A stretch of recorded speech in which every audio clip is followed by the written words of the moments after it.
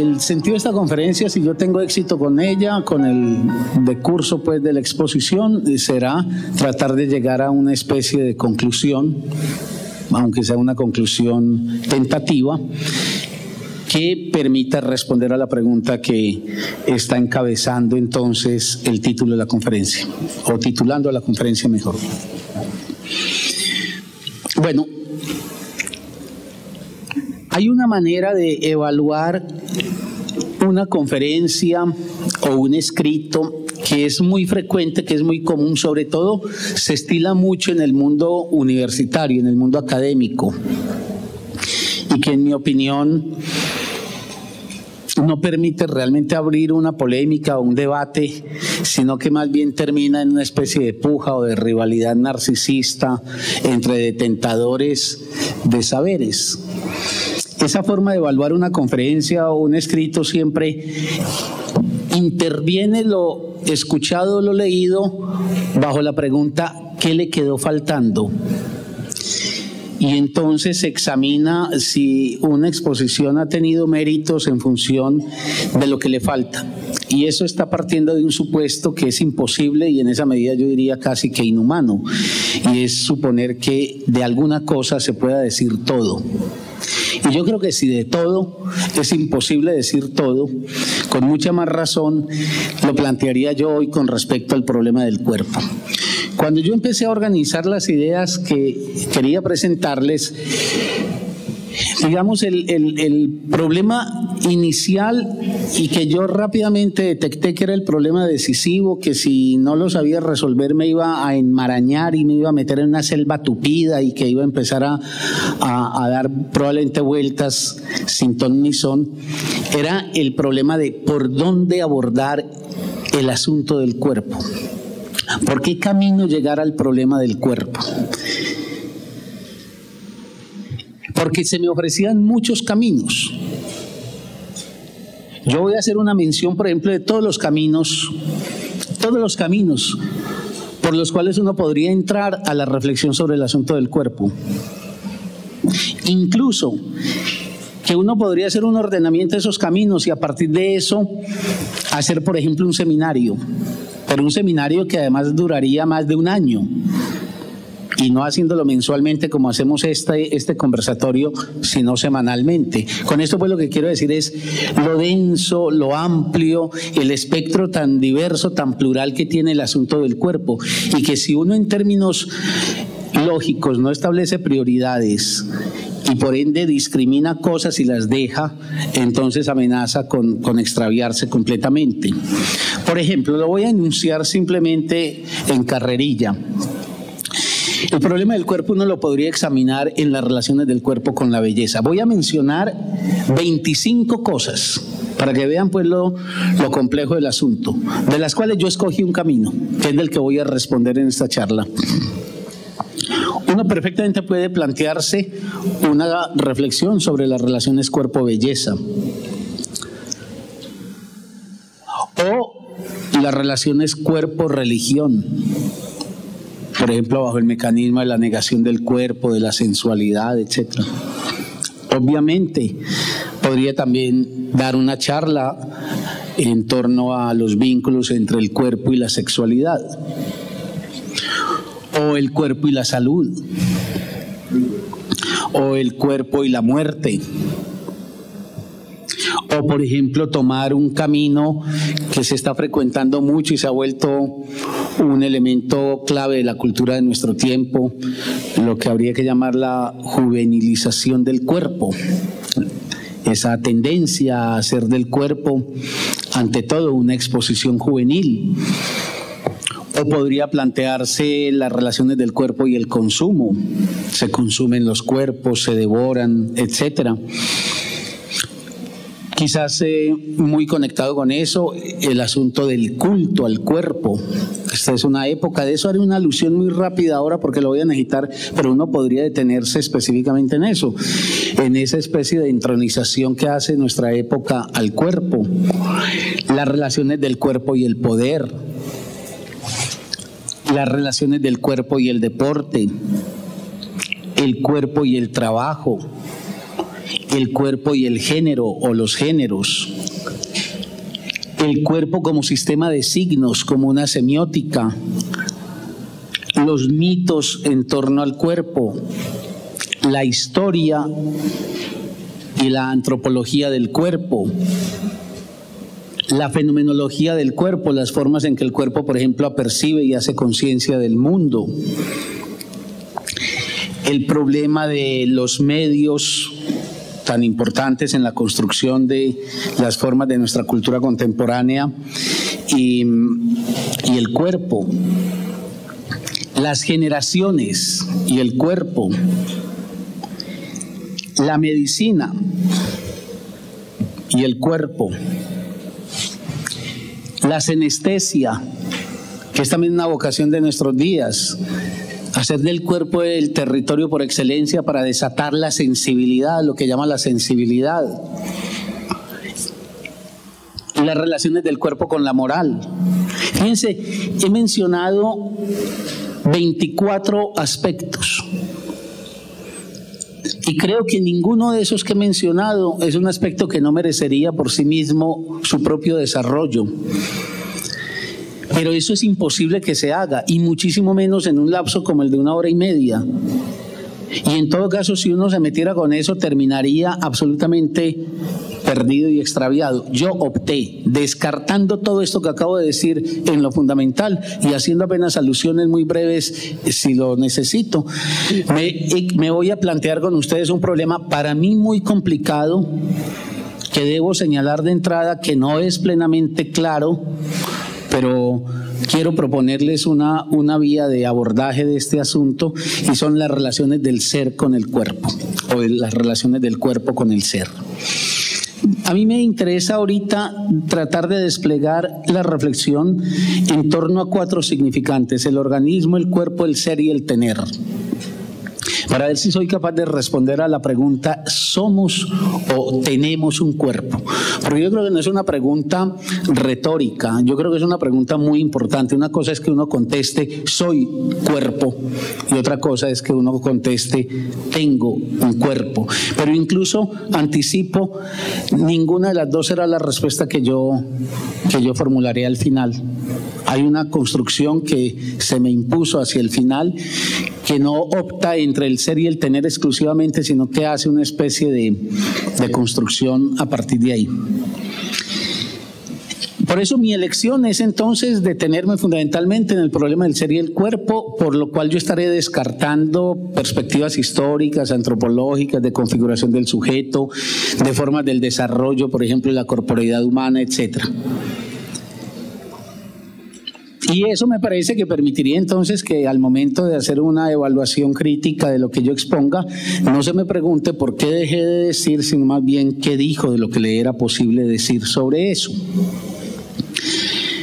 Bien, voy a partir de esta formulación que me parece que es un lugar común y que difícilmente habrá alguien que disienta de ello. El cuerpo. En la actualidad, el cuerpo hoy es la certeza primordial que tienen los seres humanos. Es una certeza fundamental de sí que tienen los seres humanos. Es un punto de referencia decisivo que tienen los seres humanos. Al punto que creo que sobre eso es que ha anclado la posibilidad de hacer de él una especie de divinidad a la cual se la reverencia. Las certezas de sí del ser humano ya no lo son, por lo menos de manera decisiva en el conjunto de la sociedad, así haya seres que hagan excepción a esto, ya no son ni el alma ni la razón. El alma, que había sido un punto de referencia a partir del cual los seres humanos decían yo soy, y cobro entonces una certeza de mí a partir de sentirme portador de un alma que es la que hablará por mí, la que dirá de mí, ha caído hoy, y no viene al caso detenernos en eso, digamos, bajo la sombra de los descreimientos que se expanden, del descreimiento que se extiende en la humanidad moderna.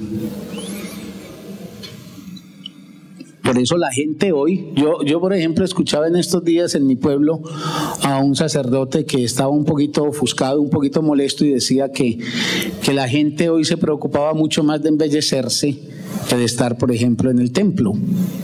Y yo creo que el sacerdote tenía toda la razón.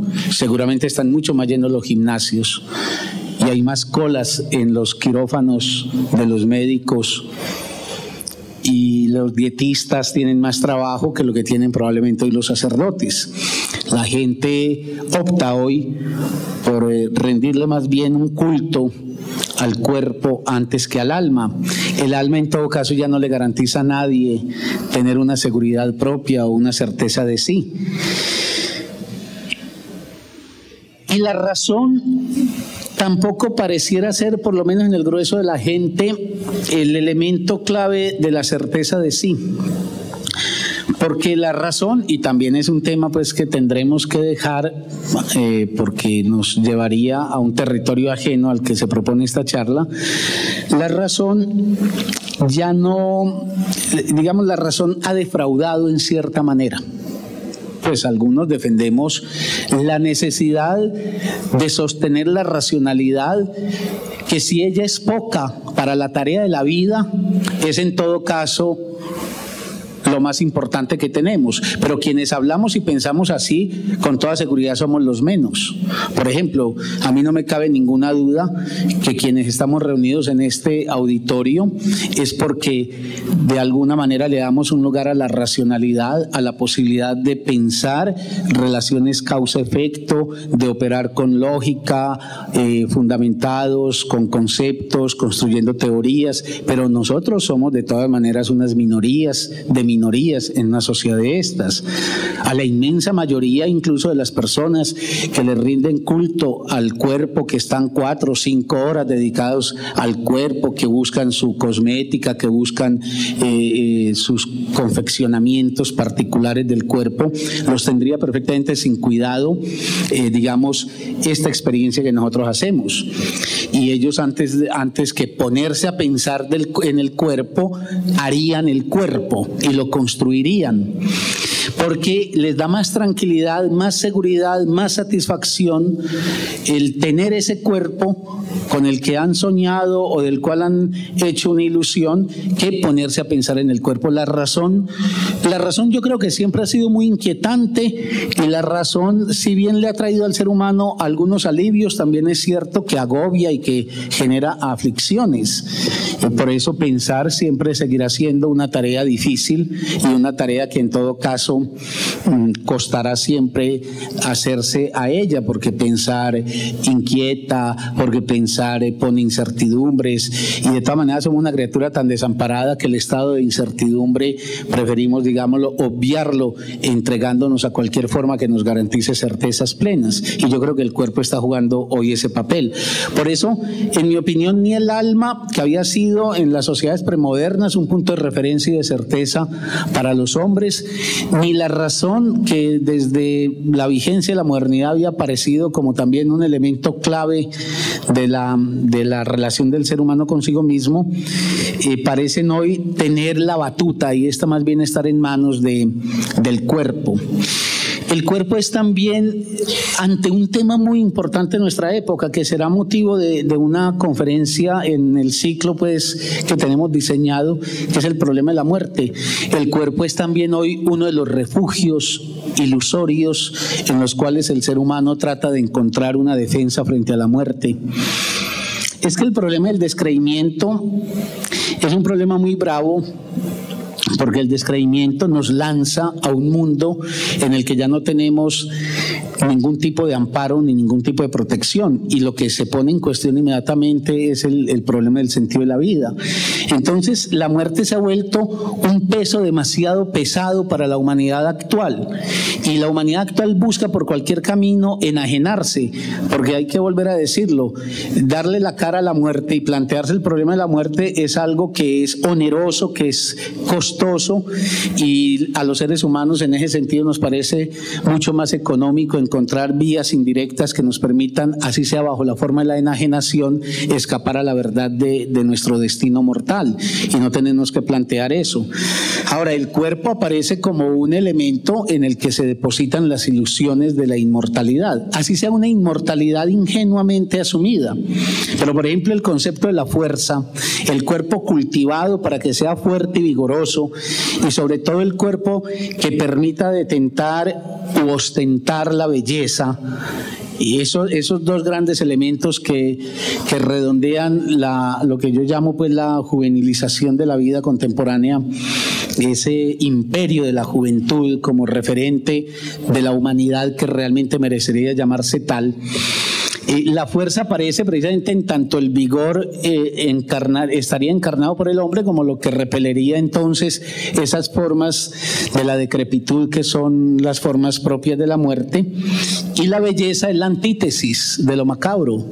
La belleza es lo que se opone a lo macabro. Esa es una vieja imagen que ha tenido Occidente. Bastaría recordar las danzas macabras, por ejemplo, de Holbein, donde la figura de una bella mujer está partida en una primera mitad, ella y el esplendor de su cuerpo, la voluptuosidad de su carne, y la otra mitad es el esqueleto y la calavera, con lo cual, digamos, la antítesis entre lo macabro y lo bello, o entre lo macabro y lo vital aquí encarnado en la belleza como forma superior de la voluptuosidad, aparecería ya pues referenciado desde entonces.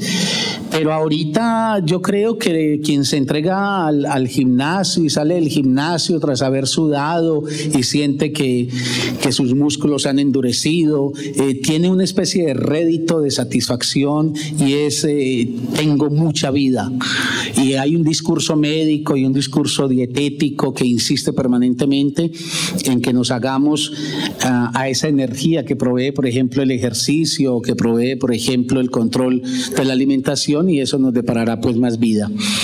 Y obviamente también habría que decirlo de la belleza, porque la belleza son las antípodas por ejemplo, de lo que se descompone, que es en última instancia siempre el símbolo de la muerte.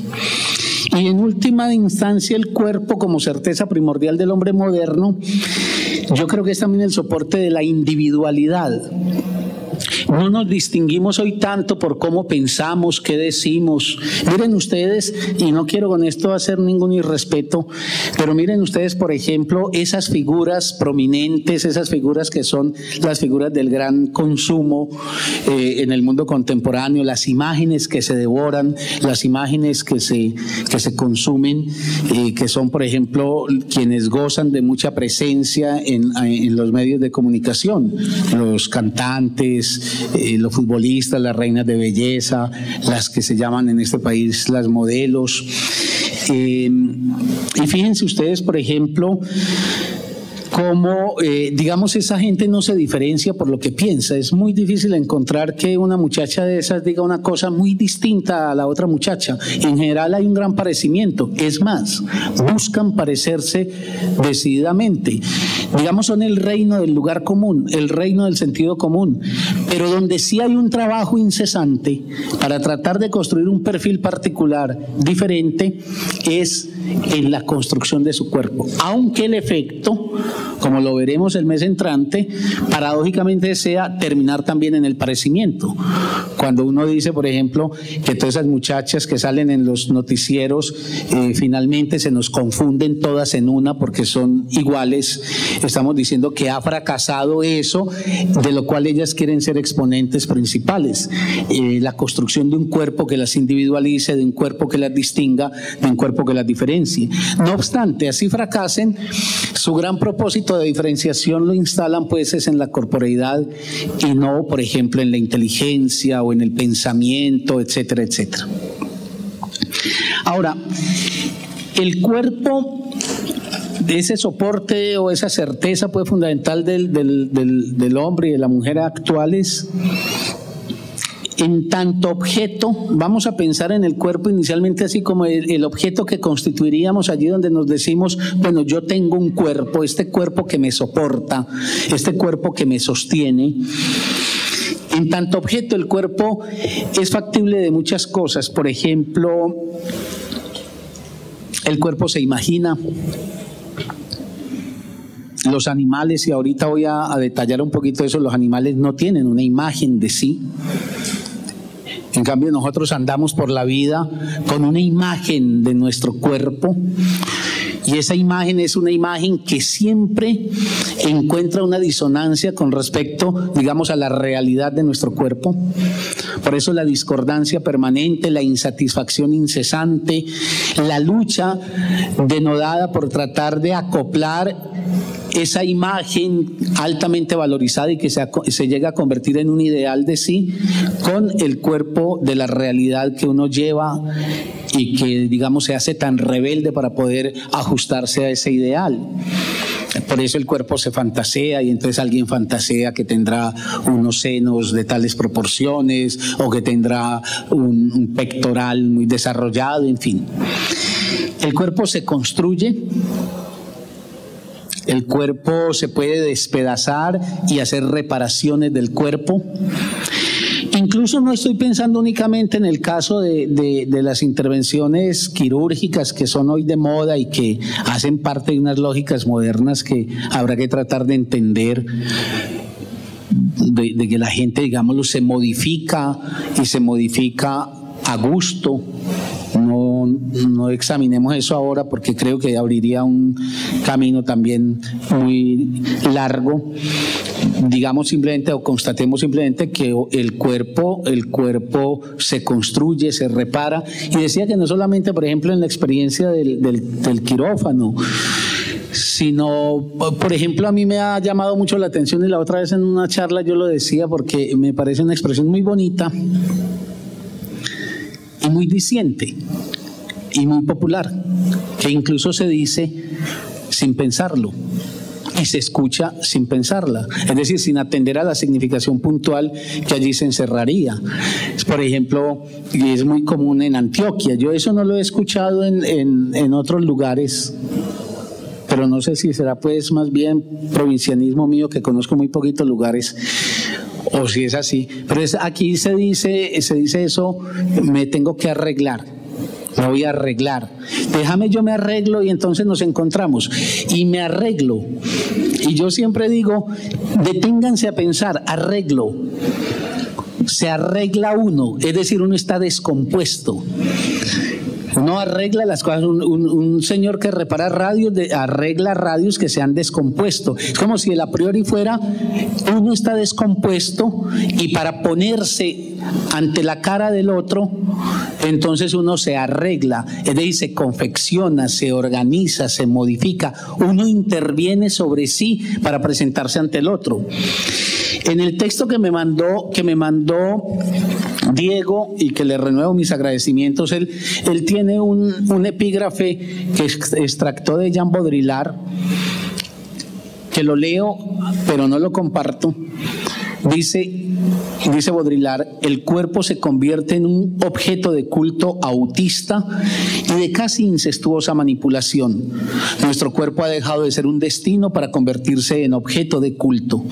Estamos condenados a nuestra propia imagen, condenados a cultivar nuestro cuerpo, nuestro look, identidad y deseo, debido a la desaparición del otro. Ahí es donde comienza lo que yo no comparto. Nuestro cuerpo se vuelve nuestro principal punto de atención focal y la cirugía plástica, por ende, universal. Yo no creo que hoy haya una desaparición del otro, y yo creo que si la gente se arregla hoy más que nunca, y ya no solamente las mujeres, sino los hombres, no se arreglan por una especie de narcisismo que le tiene absolutamente sin cuidado el otro. Es que el narcisismo no se puede realizar sino en la mirada del otro. Por ejemplo, si la mujer más vanidosa del mundo Y vanidad quiere decir aquí la mujer que más se trata de recrear a sí misma, de arreglar a sí misma, que hace, por ejemplo, como una especie de Robinson Crusoe femenino, perdida en una isla en la mitad del Pacífico, y no hubiese nadie más allá, y ella tuviera ya la certeza de que por ese Pacífico no van a pasar aviones, y que, mejor dicho, ha quedado absolutamente excluida de cualquier contacto humano, con toda seguridad que esa mujer no estaría todos los días dedicándose 3, 4 horas a cultivar una imagen, a precisar una imagen, a ajustar una imagen, porque es que el goce de ella, y será un goce muy narcisista, es un goce que para ser tal tiene que pasar por la mirada del otro. Por eso no comparto ese planteamiento de Baudrillard. Sí lo otro, que se hace un culto, que la imagen se vuelve fundamental, que hay que cuidar entonces si uno tiene 1 kilo más, 1 kilo menos, toda esa vocación de sí que tiene esta época y que está centrada en el cuerpo y no en la inteligencia, en el pensamiento, ni en la sensibilidad. Es sin embargo algo que se hace en gracia a la casi absolutamente histérica necesidad de la aprobación del otro. La mujer que se pavonea, oronda y orgullosa de la belleza que ella representa ante el mundo, lo hace, incluso aunque menosprecia a sus admiradores, porque en la pupila de esos hombres ve brillar el deseo por ella, o si no el deseo, por lo menos la admiración. El cuerpo se interpreta, es decir, se significa, se trata de entender, y entonces la gente dice: estás triste, y el otro ha estado silencioso. El cuerpo se valora, por ejemplo, ética o estéticamente. El cuerpo se regula, se controla, el cuerpo no tiene posibilidades de expresarse de cualquier forma. Ahora, ese cuerpo del que estoy hablando y que tengo que ir buscando el camino que me conduzca al problema del ser, ese cuerpo es un cuerpo que es una bisagra, y de ahí como la ambivalencia que tiene el cuerpo para nosotros, es una bisagra entre la vida y la muerte. En el cuerpo vivimos y el cuerpo será la señal de que moriremos, o será la señal de nuestra muerte, que ya no será señal para nosotros mismos, sino señal para los otros. Pero el cuerpo está en esa oscilación entre la vida y la muerte. Incluso, por ejemplo, fenómenos del mundo actual, como por ejemplo la inclinación de muchos por los deportes extremos, tienen que ver con que el deporte extremo es una especie de excitación llevada al máximo entre la vida y la muerte. Es el coqueteo con la muerte, allí donde la vida, sin embargo, se quiere reconocer en su expresión suprema, en lo que suelen llamar, por ejemplo, la adrenalina, etc. Un poco en correspondencia con eso, el cuerpo es una bisagra entre la salud y la enfermedad. Gadamer ha dicho que la enfermedad es eso que solo reconocemos cuando el cuerpo hace ruido, que un estado de salud es un estado imperceptible, y por eso caminamos por la vida y no nos damos a veces cuenta de nuestro cuerpo, en términos por lo menos del problema de la salud, sino cuando precisamente el cuerpo ya padece de algo que le ha restado la salud. El cuerpo es también el lugar en donde más placemos la vida. Lo que más nos complace la vida es el lugar, por ejemplo, de los goces eróticos, es el lugar, digamos, donde la carne vivifica en el goce y en los estallidos del júbilo nuestra existencia, pero es también el territorio del sufrimiento, es el lugar del padecimiento, de la queja, del ay, del lamento. En esa medida también el cuerpo es una bisagra entre el ser y la nada. Voy a tratar de mostrar, no podemos ser sin el cuerpo, aunque no seamos cuerpo, pero no podemos ser sin el cuerpo. Y la pérdida del cuerpo es la precipitación a la nada.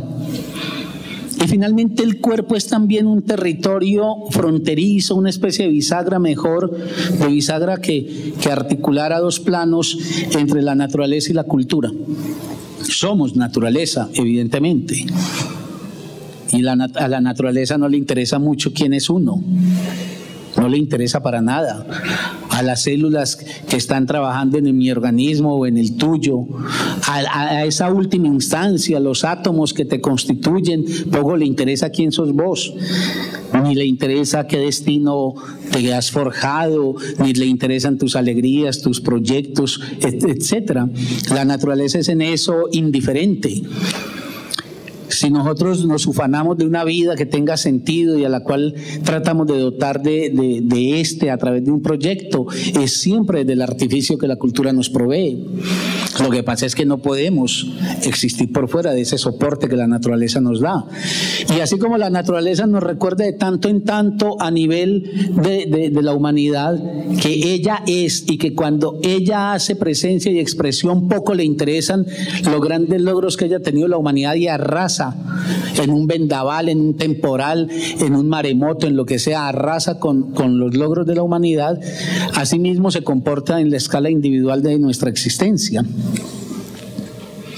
Bien, cambiemos de frente un momentico para plantear otra cosa. Pero uno, ¿cómo puede plantearse el problema del cuerpo? ¿Cuáles son los registros desde donde uno pudiera examinar? ¿Cuáles son como los puntos de mira desde donde uno pudiera examinar el problema del cuerpo? Yo en esto recojo una afirmación que ha hecho el psicoanálisis y particularmente Lacan, y es que dice que los registros para examinar el cuerpo son fundamentalmente 3, y los nombro con el nombre que les da.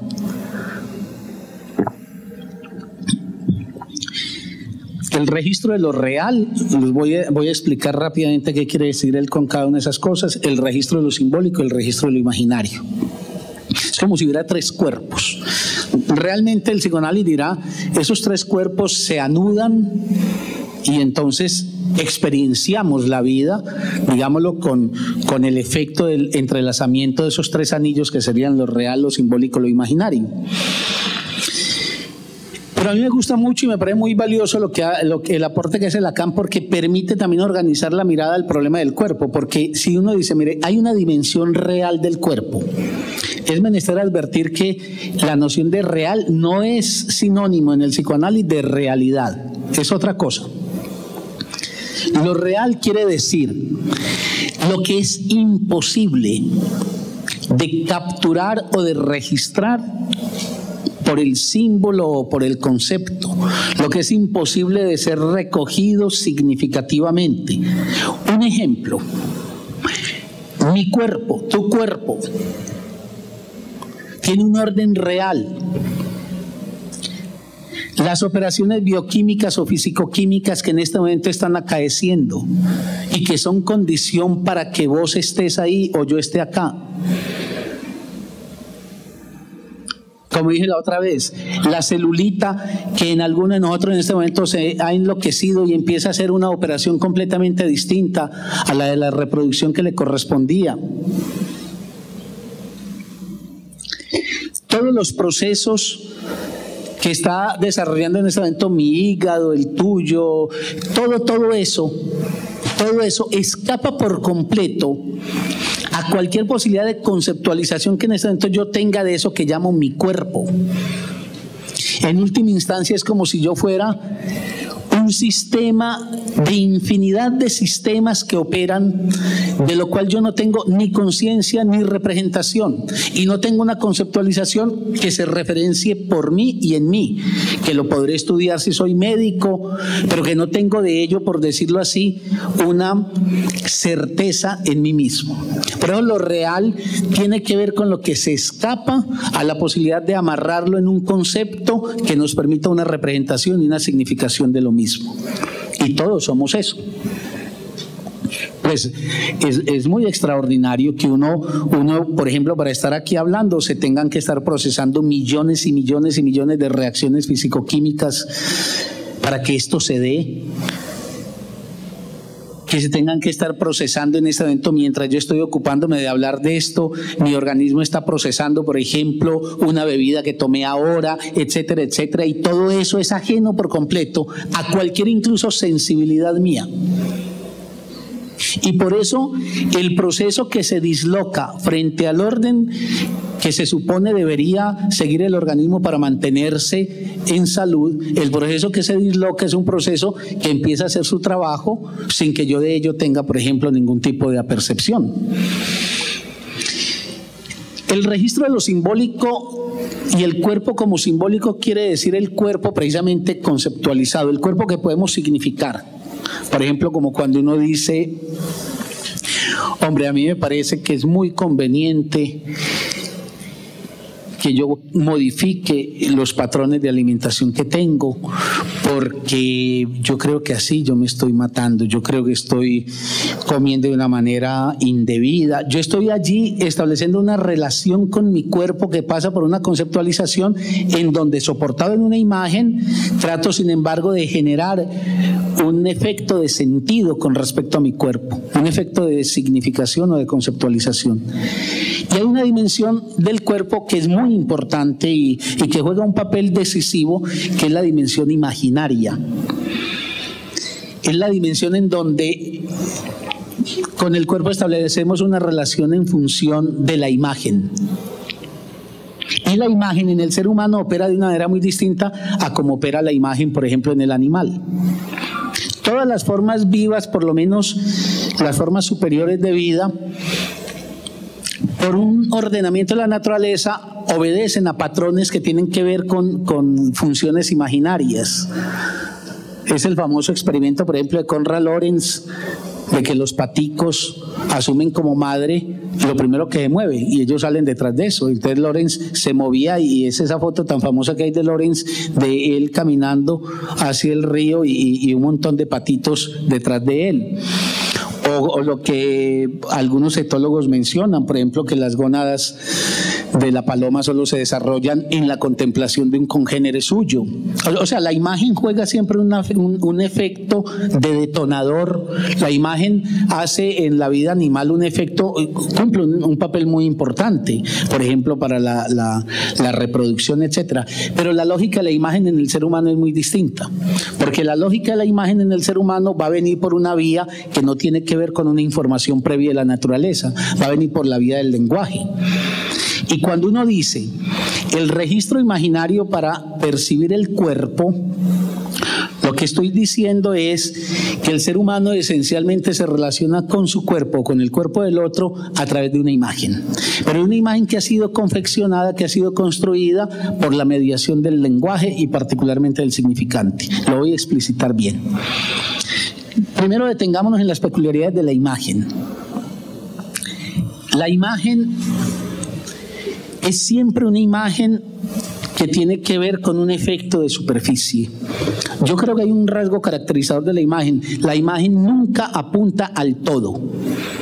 La imagen siempre hace un efecto y una estilización de lo real. Es como si la imagen hiciera un recorte en lo real y permitiera la visualización, porque puede haber también una imagen en un ciego, una imagen acústica, pero en este caso hablemos, por ejemplo, de los videntes, la estilización que le permite el cuerpo del otro o la cosa.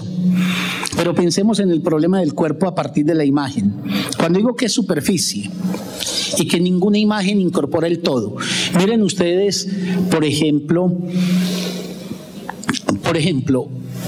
una mujer muy hermosa.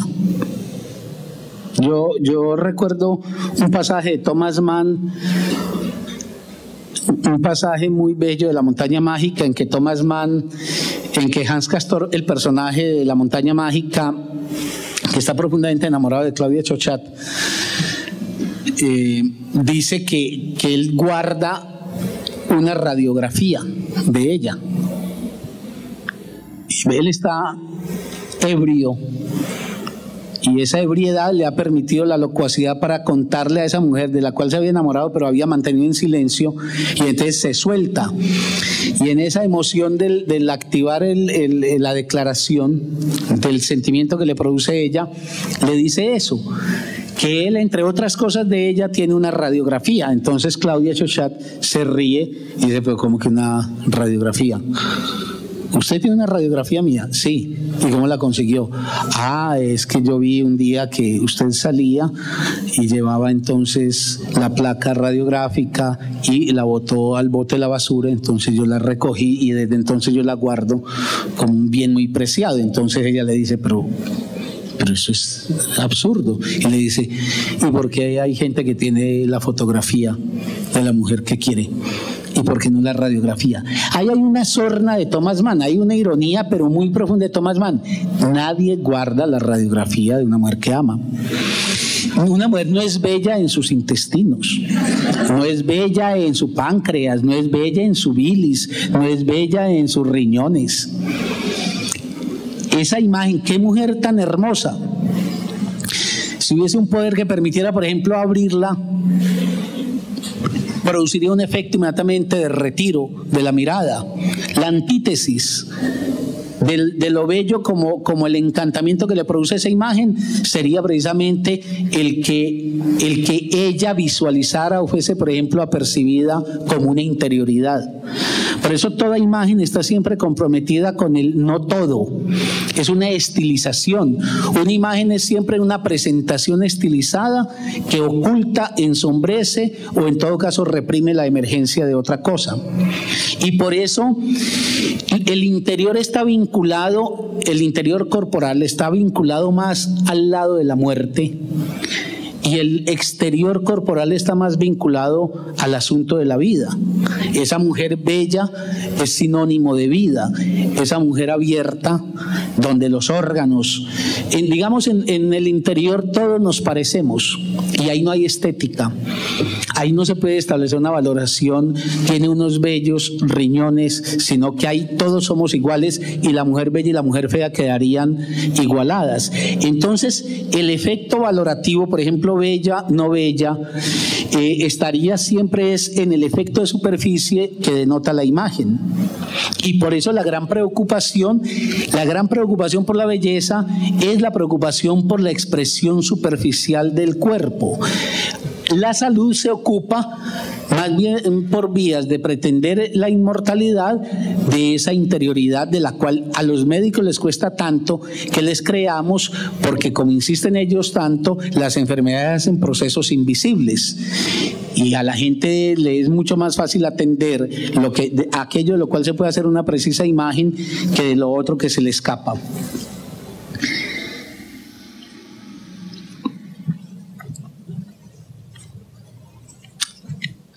Otro asunto, para ir haciendo una conexión de todo esto. A mí siempre me gusta mucho, y yo sé que algunos quizás este punto de vista no lo compartan, pero yo, créanme, estoy convencido de su necesidad. A mí me gusta mucho siempre cuando trato de pensar una cosa propia de lo humano, de marcar las diferencias de lo humano con lo animal, las diferencias. Y yo quiero advertir, porque yo sé que en esta época causa escozor decir eso, porque la gente inmediatamente piensa que o uno apela a metafísicas transmundanas para definirse como una criatura especial, o que eso significa, por ejemplo, un menosprecio y todavía peor, hasta una forma de opresión sobre el animal. No, es todo lo contrario.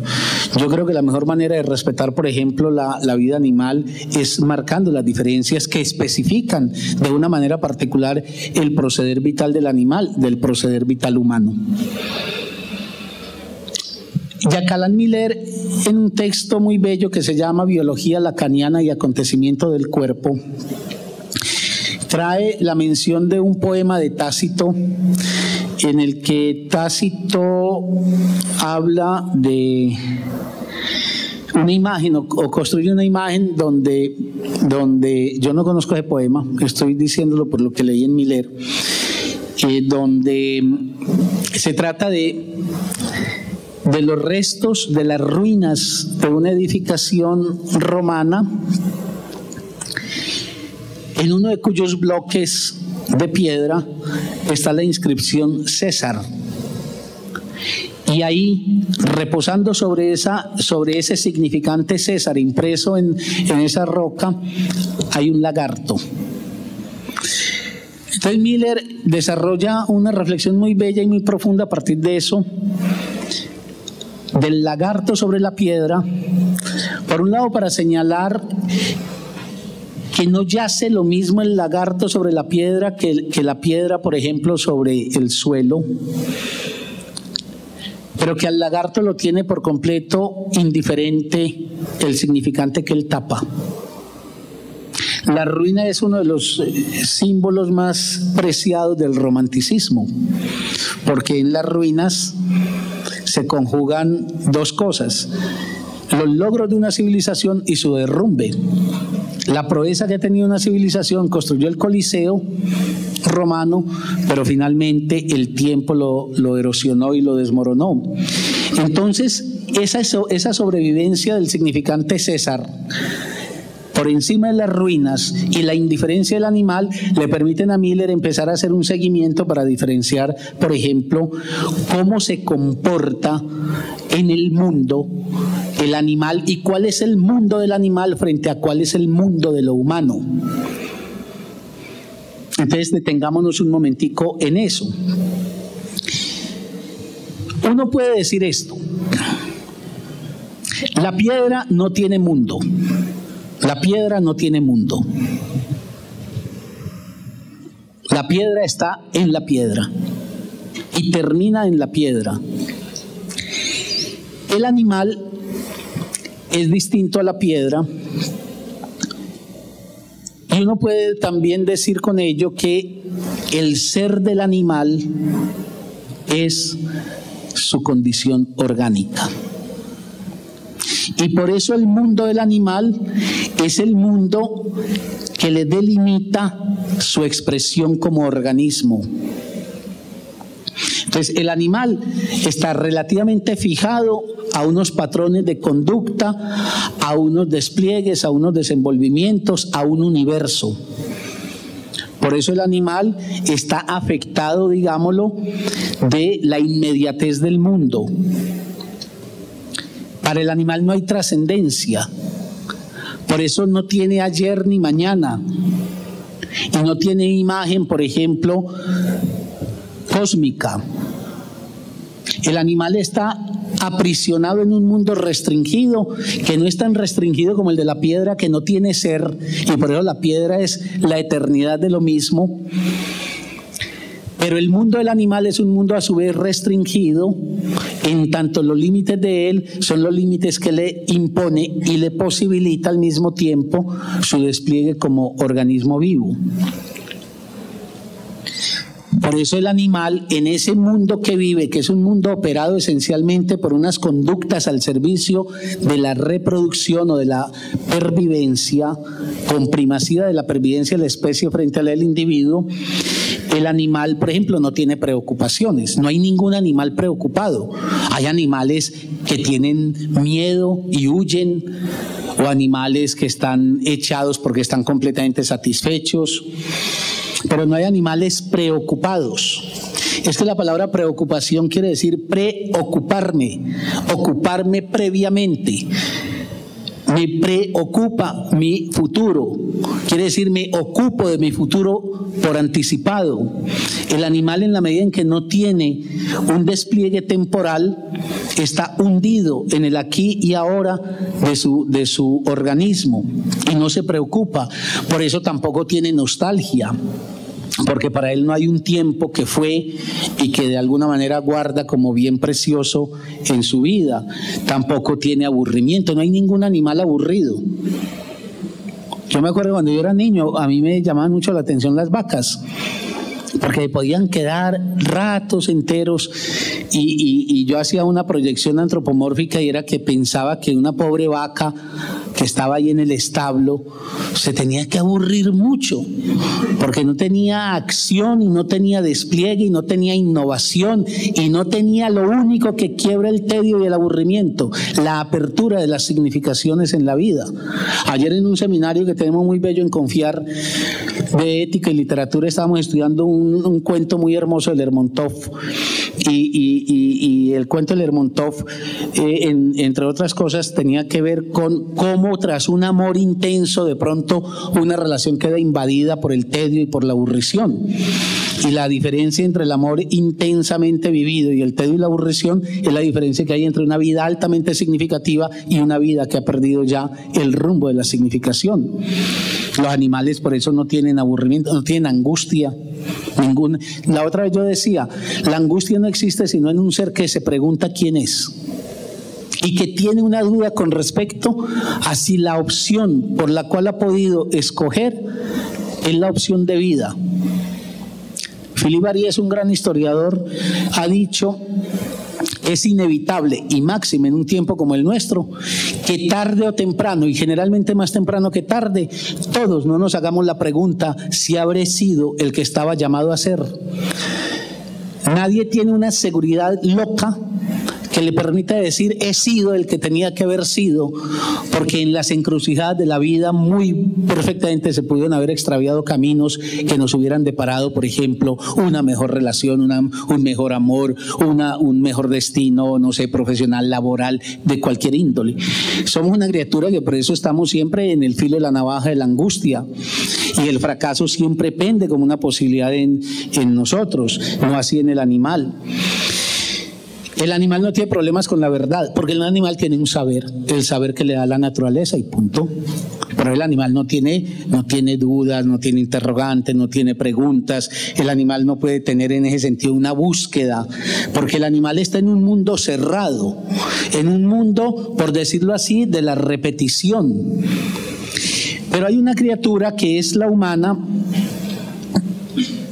y en ese sentido dije, el ser del animal es su organismo. Yo voy a definir en la penúltima partecita de esta charla qué entiendo por organismo y qué entiendo por ser, y por qué puedo decir, por ejemplo, en el caso del animal, que ser y organismo se confunden.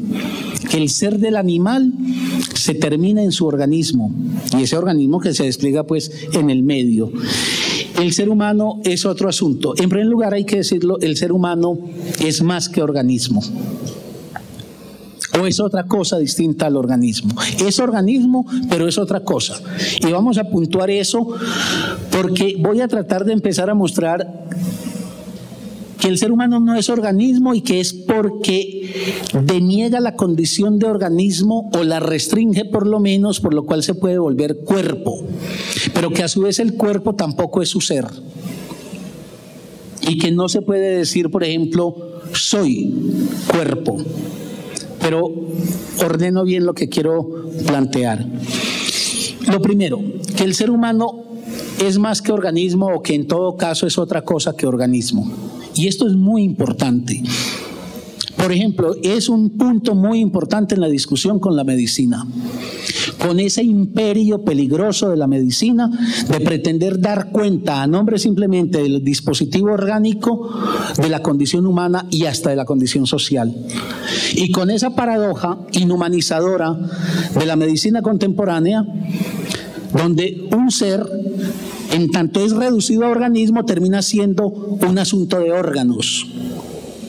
Al punto de que uno a veces se pregunta si estos son realmente médicos o son más bien mecánicos de órganos. Y hay una exaltación, y en las facultades de medicina que tienen tan poquita filosofía, y que eso es muy grave porque eso tiene consecuencias políticas muy serias sobre el problema, por ejemplo, de la salud, sobre el problema de la corporeidad, pero sobre el problema de que los enfermos no son organismos desperfectos, que los enfermos son sujetos que encarnan una corporeidad.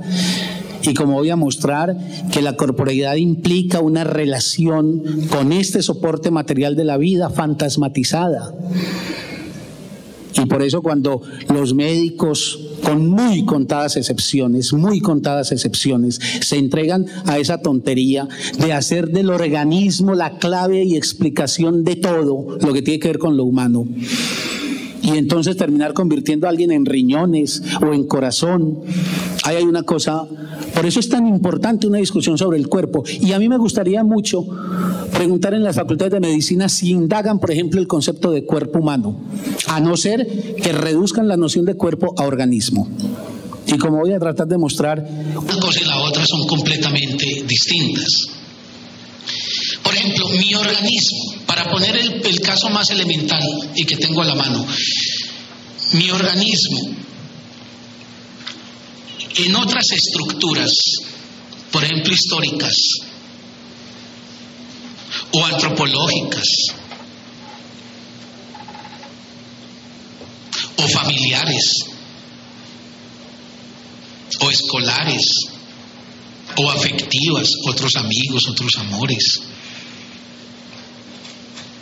o sociales, no estaría soportando el ser que soy. Podría ser el mismo organismo, pero el ser que soy no está determinado por ese organismo sobre el cual estoy soportado. ¿Sí me hago entender? Es decir, si para ir a la explicación más trivial, si un bebito, o el caso de los gemelos univitelinos, que han sido criados, por ejemplo, en sociología de las familias hay muchos casos de esos que se muestra, por ejemplo, crianza de gemelos univitelinos en contextos socioantropológicos distintos, y se producen efectos ontológicos completamente distintos, seres completamente distintos, incluso cosas maravillosas, que gemelos que genéticamente son idénticos en el correr de la vida pueden producir efectos, por ejemplo, de relación con la propia imagen completamente antitética. Alguien, por ejemplo, asumirse como terriblemente feo y el otro, idéntico a él, hecho en otros contextos, por el contrario, estar ufano y orgulloso de su belleza. ¿Qué le pasa al ser humano para que sea más que organismo? Y por donde se empieza a delinear el problema del ser humano y por qué el ser del ser humano no queda en el organismo.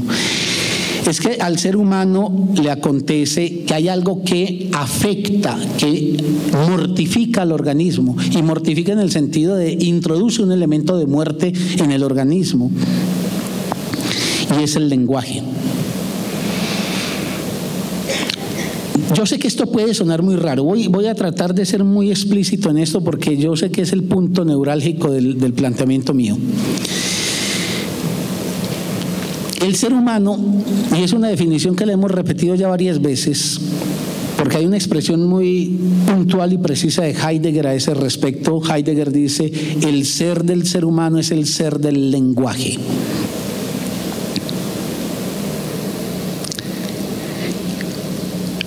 Pero el lenguaje no es un medio de comunicación, como piensan simplificando las cosas algunos. No, pero vea lo que nos viene a decir.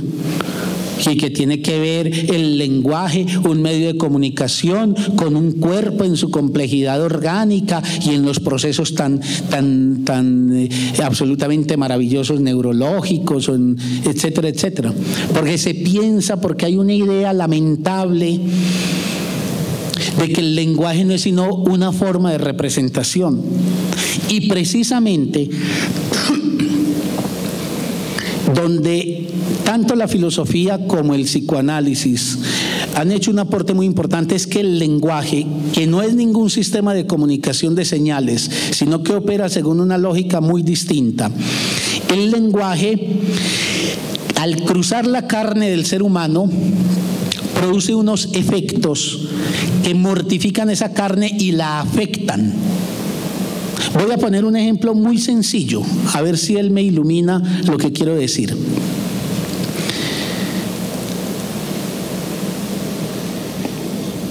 Si, por ejemplo, uno asistiera a esta escena, por ejemplo, en una cafetería, estamos aquí dos amigos departiendo y en la mesa contigua hay, por ejemplo, una pareja. Y de pronto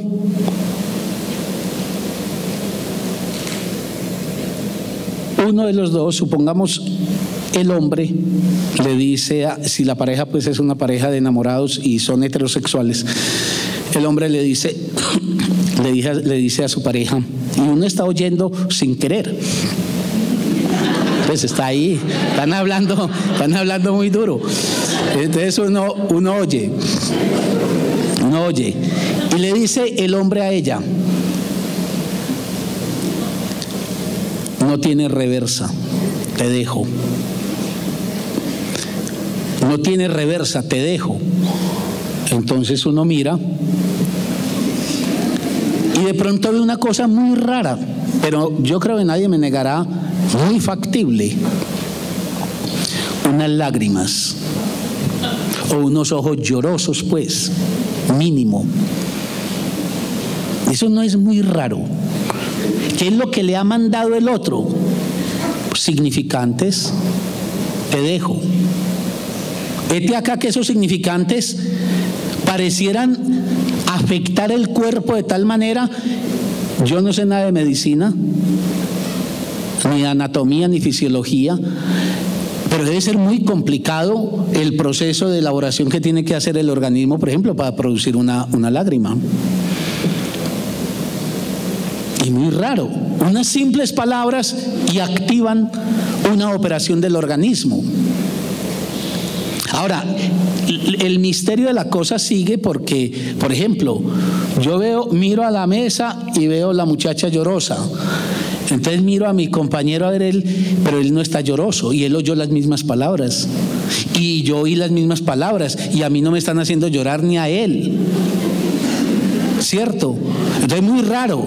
Esos significantes primero afectan la carne, la tocan, la atraviesan y la organizan, la ponen a funcionar en un sentido, pero al mismo tiempo subjetivizan el efecto. No enlazan lo mismo en esa muchacha perdida, enamorada de ese hombre que la está abandonando, que en un par de desconocidos que agarraron al vuelo esas palabras. Ese es un ejemplo quizás muy trivial, pero me sirve para señalar que primero hay que quitarse de la cabeza esa idea de que el lenguaje no es sino un medio de comunicación que no tiene nada que ver con una cosa maravillosa que acontece y que definimos como organismo, porque el organismo es maravilloso, porque nunca terminaremos de agradecerle al saber médico todo lo que nos ha permitido conocer sobre la maravilla del organismo. Pero el problema también es más maravilloso todavía porque ese organismo, cruzado por el lenguaje hace marca en la carne. Y en este ejemplo trivial, yo podría aposentar los ejemplos más diversos y más complejos. Por ejemplo, las histerias. Freud tiene un texto muy bello que yo les recomiendo que lo lean. Es un texto que se llama Un caso de ceguera histérica,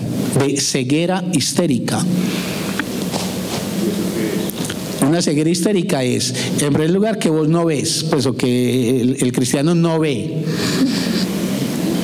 Pero le hacen exámenes de toda índole en el terreno, pues, orgánico y sin problemas. O una parálisis histérica. Por ejemplo, esos casos de esos sanadores que en medio de un efecto de masa impresionante y de un poderosísimo mecanismo de sugestión llevaron el inválido y el tipo le dice trae y de pronto le levanta el inválido y entonces milagro. Pues hace mucho rato sabemos que se hace milagros, entre comillas, para enfermedades psicosomáticas, por ejemplo, para una parálisis histérica, que sus poderes desmedidos no existen en otros casos. Yo cuando era niño siempre preguntaba, porque me había tocado una vez ir allá, por qué yo tenía un tío que había perdido un dedo, por qué no lo llevaban allá y el tipo que tenía ese poder le reproducía el dedo. No, ahí no. Hay unas enfermedades que sí, claro, las enfermedades que pueden ser intervenidas desde el orden de lo inconsciente, por ejemplo, mediante un mecanismo como el sugestivo. Pero es que en eso a nosotros tenemos las evidencias ante los ojos. Lo que pasa es que los seres humanos somos más entregados a no ver lo que tenemos ante los ojos que a percibirlo. Por ejemplo, la hipnosis. La hipnosis, ¿no les parece a ustedes una cosa muy, muy extraña? Por ejemplo, a mí me ha tocado ver casos donde hipnotizan a alguien y le dan una orden. Por ejemplo, apenas terminemos, salgamos de acá de esta oficina, iremos a la cafetería y pedirás un tinto. Apenas estés sorbiendo el tinto, te producirá náuseas y los tendrás que escupir. Y ese pues es un caso, eso era un caso que yo veía de un aprendiz de hipnotizador. Y él tenía ahí, pues él decía, él tenía su medium ideal, porque bastaba que la mirara y ella quedaba en trance. Que además, dicho de paso, no se le olvide que Freud, en la psicología de las masas y análisis del yo, estudia el mecanismo del amor como un mecanismo equivalente al mecanismo que se pone en operación en la hipnosis, y que popularmente es lo que se suele reconocer cuando la gente dice, sobre todo, por ejemplo, una mujer dice, me tiene hipnotizada. Es decir, hay algo de la voluntad mía que se debilita y el otro, su voz y su palabra se vuelve mandato ineludible que acato como si fuera mío. Y fíjense ustedes que, por ejemplo, en el caso de la hipnosis, el hipnotizado, cuando vuelve en sí, cumple exactamente el mandato, la orden que le ha impreso el otro y que él no tiene conciencia de que le fue dada, y va y ejecuta. Lo que es maravilloso es que el organismo se comportará efectivamente tal cual el significante le manda. Repelerás, por ejemplo, ese líquido y entonces no es capaz de sorberlo. El caso del órgano fantasma, que dicen los médicos, por ejemplo, pues o que personas que uno haya conocido que han perdido un miembro, le han amputado, por ejemplo, una mano, una pierna, suelen hablar de que siguen percibiendo el órgano después de que le ha sido amputado. No, muchos casos, por ejemplo, la anorexia, la bulimia. La anorexia y la bulimia, ese es un elemento absolutamente enloquecedor, pongamos comillas, enloquecedor del significante sobre el cuerpo.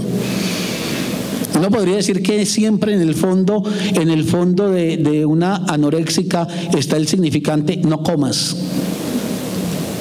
Como en el fondo de la bulímica está el significante come. Y por eso no importa ningún registro orgánico. Ese no es un problema, con todo el respeto que me merece a mí la esposa, la compañera de Fajardo, de Sergio Fajardo, que me parece una mujer muy valiosa, pero a mí me parece que ella ha simplificado mucho ese asunto de que las muchachas anoréxicas, que de todas maneras son una minoría, que las muchachas anoréxicas lo son porque vivimos en Medellín, que es la ciudad de la moda y tiene muchas empresas textiles, y entonces la moda ha promovido la imagen del cuerpo estilizado.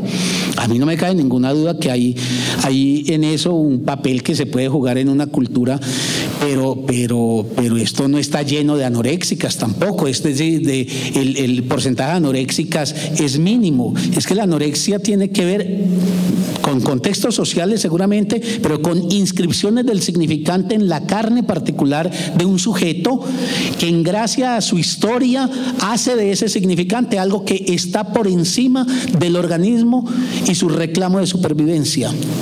Por eso el cuadro patético que a uno le parece extrañísimo cuando uno ve una anoréxica, cuando ve esa mujer de 30 kilos que ya no se puede sostener en pie y que está carcomida por la angustia, porque nadie más que ella sabe de lo que está padeciendo, pero no tiene cómo diablos contener el empuje a nada, porque en el fondo el significante que se le impone a la anoréxica es come nada. Y ella come nada. Y miren que eso, yo decía, y esto puede sonar como simplificador, pero no hay ningún animal con problemas de sobrepeso. No hay ningún animal bulímico. Esos perritos domésticos que los ponen así, las neurosis de sus dueños. cierto, que los dueños proyectan sobre los pobres animales y los hacen comer y los enloquecen. Lacan dice que el animal doméstico padece el enloquecimiento del significante también, porque su cuerpo ya no obedece, digamos, a los patrones que traza la naturaleza y termina bajo un sometimiento, bajo un poder muy grande que es el poder del significante. Así como el hipnotizador puede someter al hipnotizado, un amo somete, por ejemplo, al animal con una voz que es un mandato, que no es un significante. Bien. Por eso a mí me parece muy importante pensar el problema del lenguaje y sobre todo el significante, porque el significante, al atravesar la carne, al atravesar el organismo, y esa es la condición para poder ingresar a la humanidad, ese significante no es impune. Ese significante produce efectos. Y esos efectos trastornan la relación con el organismo. Por eso nosotros somos seres que tenemos serias dificultades, incluso tantas dificultades que por ejemplo lo convertimos en un ideal de eso que llamamos el equilibrio, porque somos tendencialmente desequilibrados, o por la vía del deseo o por la vía del goce. Los animales, digamos, la naturaleza en eso le dice a los animales: proceder en la alimentación en función de la necesidad, y se acabó. El problemita es que nosotros no comemos por necesidad. La necesidad es la última instancia. Es más, la necesidad se puede sacrificar en aras del goce, y el goce puede ser incluso no comer, como en el caso de la anoréxica. Entonces el problema es cómo el lenguaje va a producir unos efectos que trastornan completamente el funcionamiento del organismo, en la medida en que el organismo siempre trata de apuntar a las condiciones de supervivencia. Y entonces, si yo hago, por ejemplo, una comparación entre el suceder de la vida animal y el suceder de la vida humana, yo podría decir que del lado del animal tendría que escribir esta secuencia: organismo. El animal llega como organismo y permanece como organismo. Reproducción. El organismo busca reproducirse. Eso es su gran tarea. La gran tarea de la vida natural es seguir siendo vida.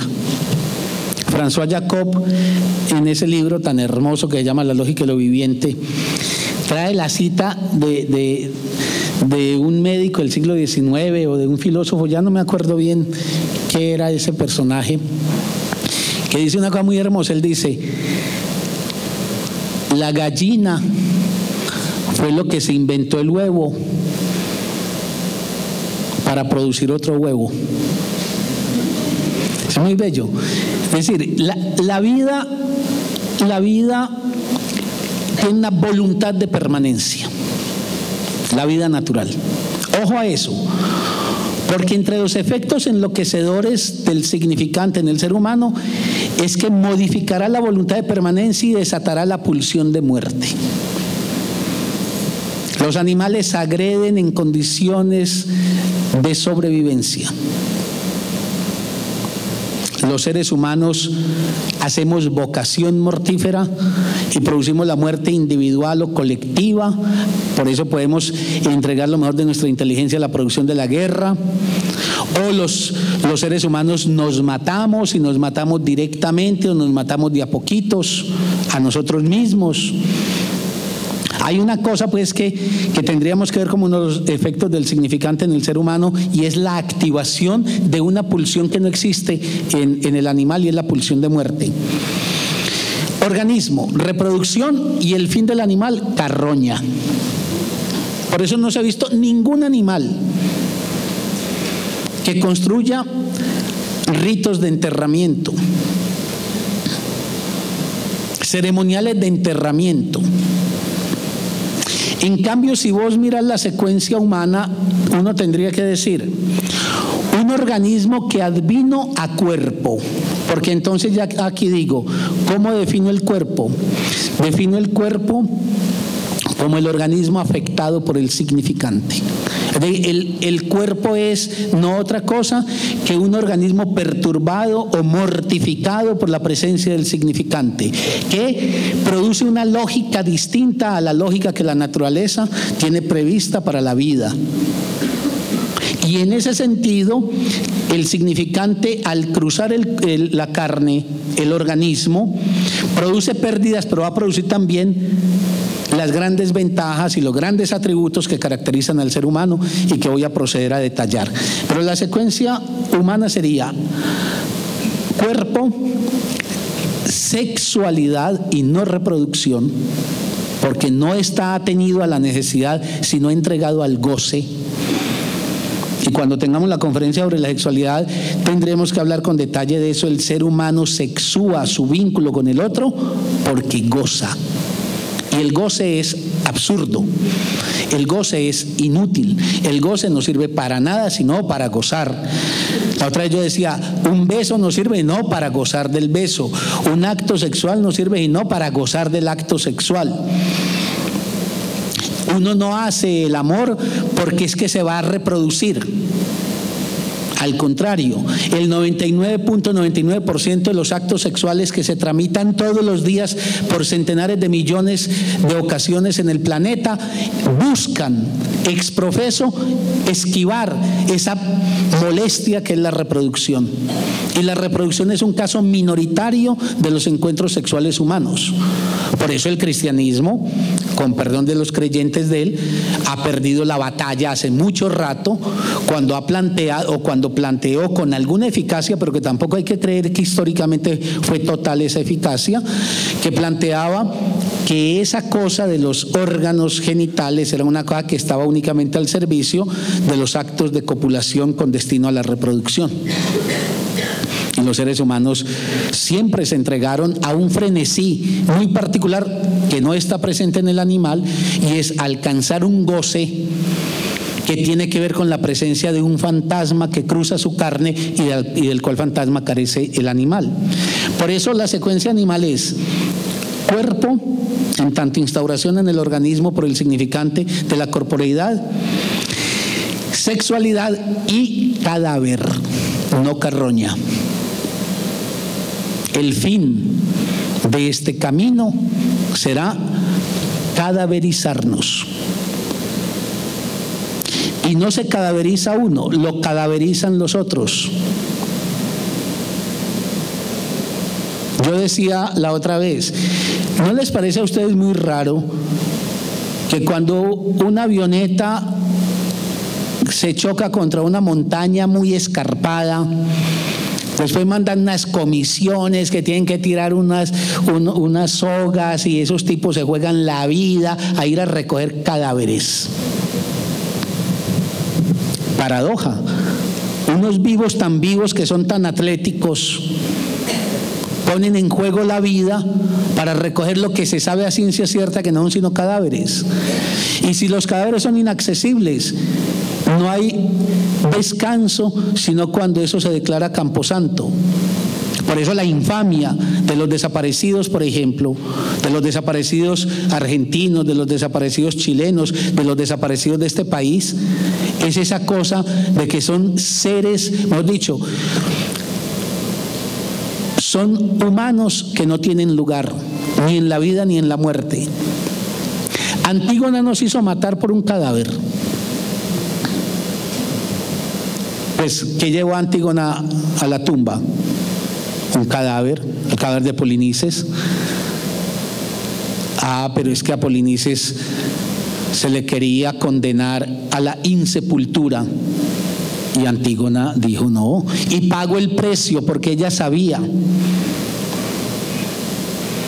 que la voz de Creonte, como representante de la ciudad, que nadie entierre a la pátrida, al ella desatenderla le costaría la muerte, y paga la muerte por un cadáver.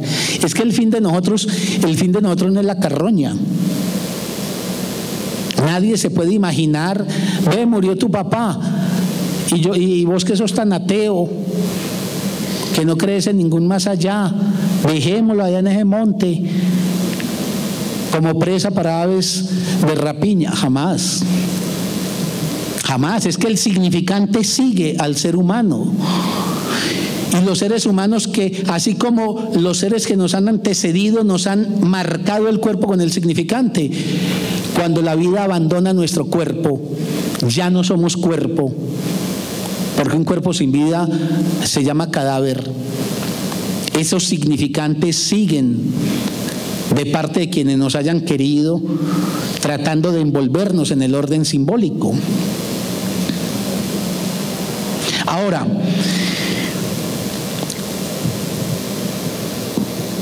para tener un cuerpo, miren también la construcción que voy a tratar de hacer para ir dejando la cosa bien explícita. Para uno tener un cuerpo es necesario, es condición necesaria tener un organismo. Pero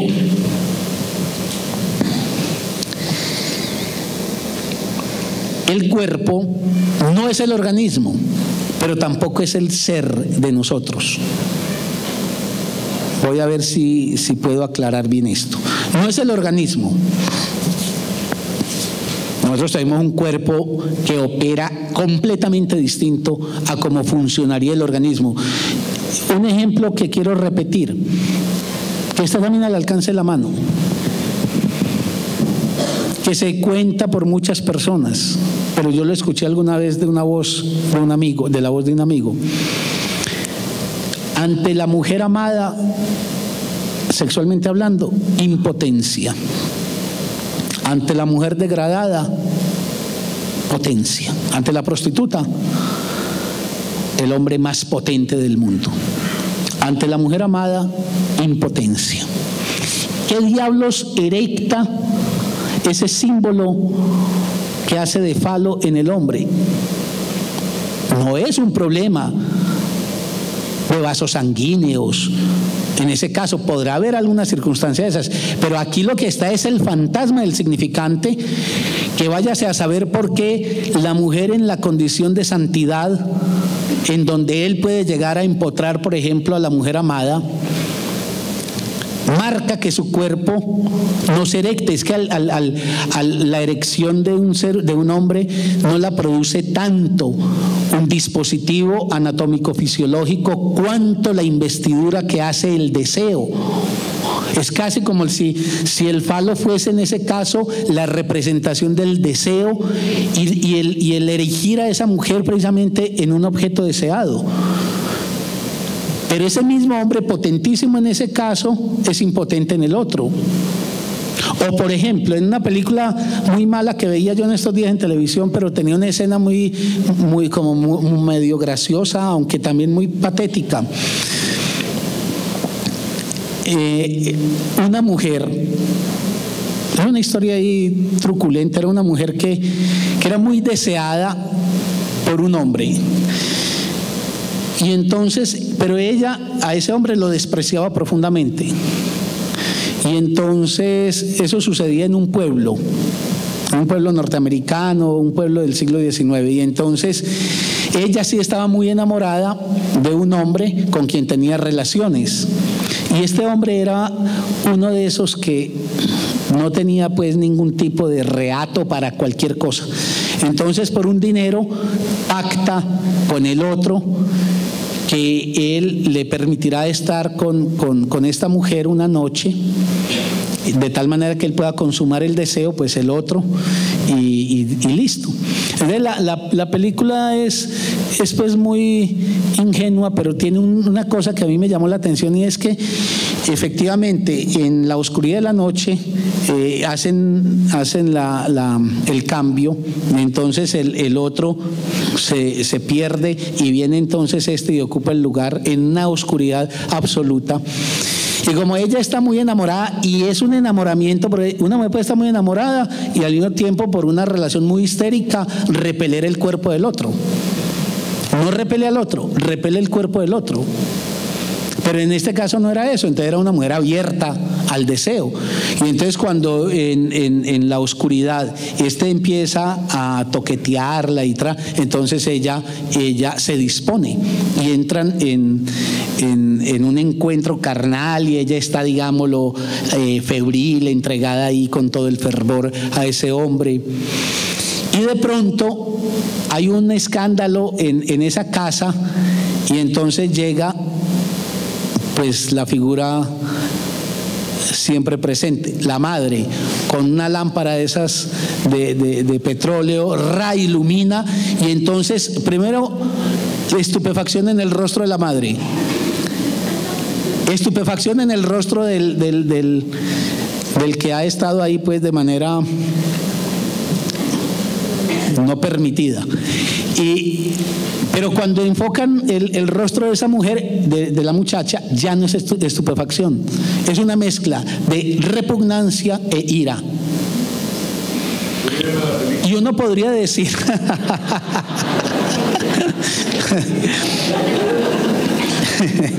este hombre siempre me hace las preguntas a mí más. Y entonces uno podría decir, ¿por qué ese cuerpo entregado fervorosamente y puesto en todas las fisiologías pues del caso, disposiciones, etcétera, de pronto se hace un cierre total? No porque se operó ninguna modificación en su anatomía o en su fisiología, sino porque el objeto ha cambiado fundamentalmente el lugar de significante, y de ser el que representaba en tanto significante a alguien deseado o amado, pasó a ser lo otro. Bueno, un asunto también que es bueno destacar con respecto al problema del ser y por qué el cuerpo no es organismo, pero el cuerpo tampoco es nuestro ser, es porque nuestro ser está desplegado en las posibilidades que el lenguaje le da. El cuerpo, y entonces en este sentido el cuerpo no es sino humano, no hay cuerpo sino del ser humano. Los animales estrictamente no tienen cuerpo, como estrictamente no tienen sexualidad. Los animales tienen organismo y tienen reproducción. Pero el cuerpo del ser humano no encierra su ser, porque aunque el lenguaje marcó ese cuerpo y lo modificó con respecto a su condición de organismo, al mismo tiempo el lenguaje activa una apertura de posibilidades en el ser humano, que es en donde se juega lo que llamamos estrictamente el ser del ser humano. Es que la palabra ser tiene que ver esencialmente es con el juego y el campo de posibilidades en donde un individuo puede realizar la existencia. Entonces el asunto es que nuestro ser no se despliega en los contornos que le da el cuerpo, sino en los que le abre el lenguaje. Por eso el cuerpo está aquí y ahora. El cuerpo es absolutamente presente. Mi cuerpo está aquí y ahora. Mi cuerpo, este organismo atravesado por el significante, no puede estar en el ayer, ni mi cuerpo puede estar en el mañana. Mi cuerpo. En el mañana y en el ayer puedo estar por el lenguaje. Por eso el ser del ser humano es un ser que tiene la característica de que puede anticipar la muerte. Pero no la anticipamos como corporeidad, la anticipamos como significante. Y entonces yo sé que hoy es el año 2008 y sé a rajatabla que en el año 2108 ni yo ni nadie de los que estamos acá estará en la vida. Y eso lo puedo anticipar, y yo puedo, por decirlo con una palabra quizás muy poco afortunada, puedo viajar en el tiempo o puedo viajar en el espacio, pero puedo desplegar la afectividad, etcétera, etcétera. Por eso nuestro ser se desenvuelve por las vías del significante y no está amarrado a la corporeidad, aunque no puede haber ser del ser humano sin corporeidad. Es decir, el día que un daño cerebral o cardíaco o un cáncer derrumbe todos los signos vitales míos, ese día no solamente mi cuerpo devendrá organismo, que será sin embargo envuelto por el significante para volverme cadáver, sino que ya mi ser no será. Y para siempre se habrá clausurado la posibilidad ontológica que yo representaba. Y lo único que nos queda es tratar de estar más allá de nuestro ser de la única manera que nos es posible, como significantes. Y entonces el ser humano tiene una gran vocación para trascender, porque el lenguaje es lo que nos hace trascender. Uno podría decir que el lenguaje es una metafísica, en el sentido de que vivimos más allá de la física. Por ejemplo, yo puedo decir mi vejez, y puedo incluso organizar mi presente a partir de mi vejez. Por ejemplo, cuando las mamás le decían a uno: ahorre, mi hijo, ahorre, porque es que mire, no hay cosa peor en la vida que uno llegara viejo y no tener dónde caer muerto y tal. Ellas le están diciendo a uno: organiza el presente en función del futuro. Y ese futuro que no está vivido, pero que está anticipado, pero no está anticipado por la corporeidad, porque yo no estoy viejo cuando yo estoy pensando, debo, por ejemplo, ahorrar para poderme hacer a una mínima seguridad en mi vejez. Allá, a la vejez, puedo ir por el significante. Incluso el significante es tan juguetón que yo puedo hasta imaginarme mi muerte, aunque Freud dice es imposible imaginarse la muerte. Freud lo dice con respecto a los sueños. Cuando yo en el sueño me veo a mí mismo muerto y mis amigos rodeando mi ataúd, no dejo de ser yo el que estoy viendo la escena, y por ende, si la estoy viendo, hay algo de inmortal, y por eso es que Freud dice que en el inconsciente no se representa la muerte, y que hay algo rebelde, pero la muerte es el hueso más duro de roer que tiene el ser humano. Pero entonces el ser humano, alguien que perdió las coordenadas del organismo, quedó afectado por el significante que le produjo una modificación con respecto al funcionamiento biológico, pero que le dio también toda la riqueza de aperturas que permite el significante, toda la dimensión creativa de la vida, todo de lo que gozamos que no pueden gozar, por ejemplo, los animales, toda la vida que innovamos, todas las construcciones que aventuramos, de lo cual el animal, en su lógica de la repetición, está impedido. El ser humano, ante esa contundencia de la muerte, que pondría fin a su corporeidad y fin a su organismo y fin a su ser, porque ya no seguiré siendo, entonces al ser humano lo que le queda es un poquito de ilusión, ir más allá de mí en los significantes que me representen, pero que ya no seré, yo no seré, me representarán. Y esos significantes son fundamentalmente de dos índoles. Esos significantes que apuntan al poco de pervivencia que nos es posible a los seres humanos, o guardarnos como memoria en los otros, o mantenernos en aspectos de lo que somos vía las identificaciones que otros han hecho con respecto a nosotros en la vida. Es entonces cuando se dice el padre que de alguna manera ha suscitado identificaciones en el hijo, y entonces el hijo lleva algo del padre, o el buen hijo que recuerda al padre y que, como dice Víctor Gaviria, es el lugar donde habitan nuestros muertos, es en el recuerdo, pero es un puro significante. Ya no se goza, porque uno no goza sino en el cuerpo. Hay hombres que logran significantes originales universales. Por ejemplo, Platón. La mayoría de los hombres hacemos significantes originales completamente particulares. Entonces, a uno, ¿quién lo recordará? 3, 4, 5 amigos, que además difuminarán rápidamente, o si no rápidamente, difuminarán de todas maneras el recuerdo. Y las identificaciones, ¿sí? Un rasgo mío, una actitud. Cuando uno le guarda memoria, por ejemplo, a un maestro, por ejemplo, nosotros que estamos planeando los 20 años de la muerte de Estanislao, entonces guardamos la memoria de Estanislao, entonces tratamos de reproducir cosas que pensamos que son lecciones valiosas de Estanislao para la vida, pero ojo, Estanislao ya no goza.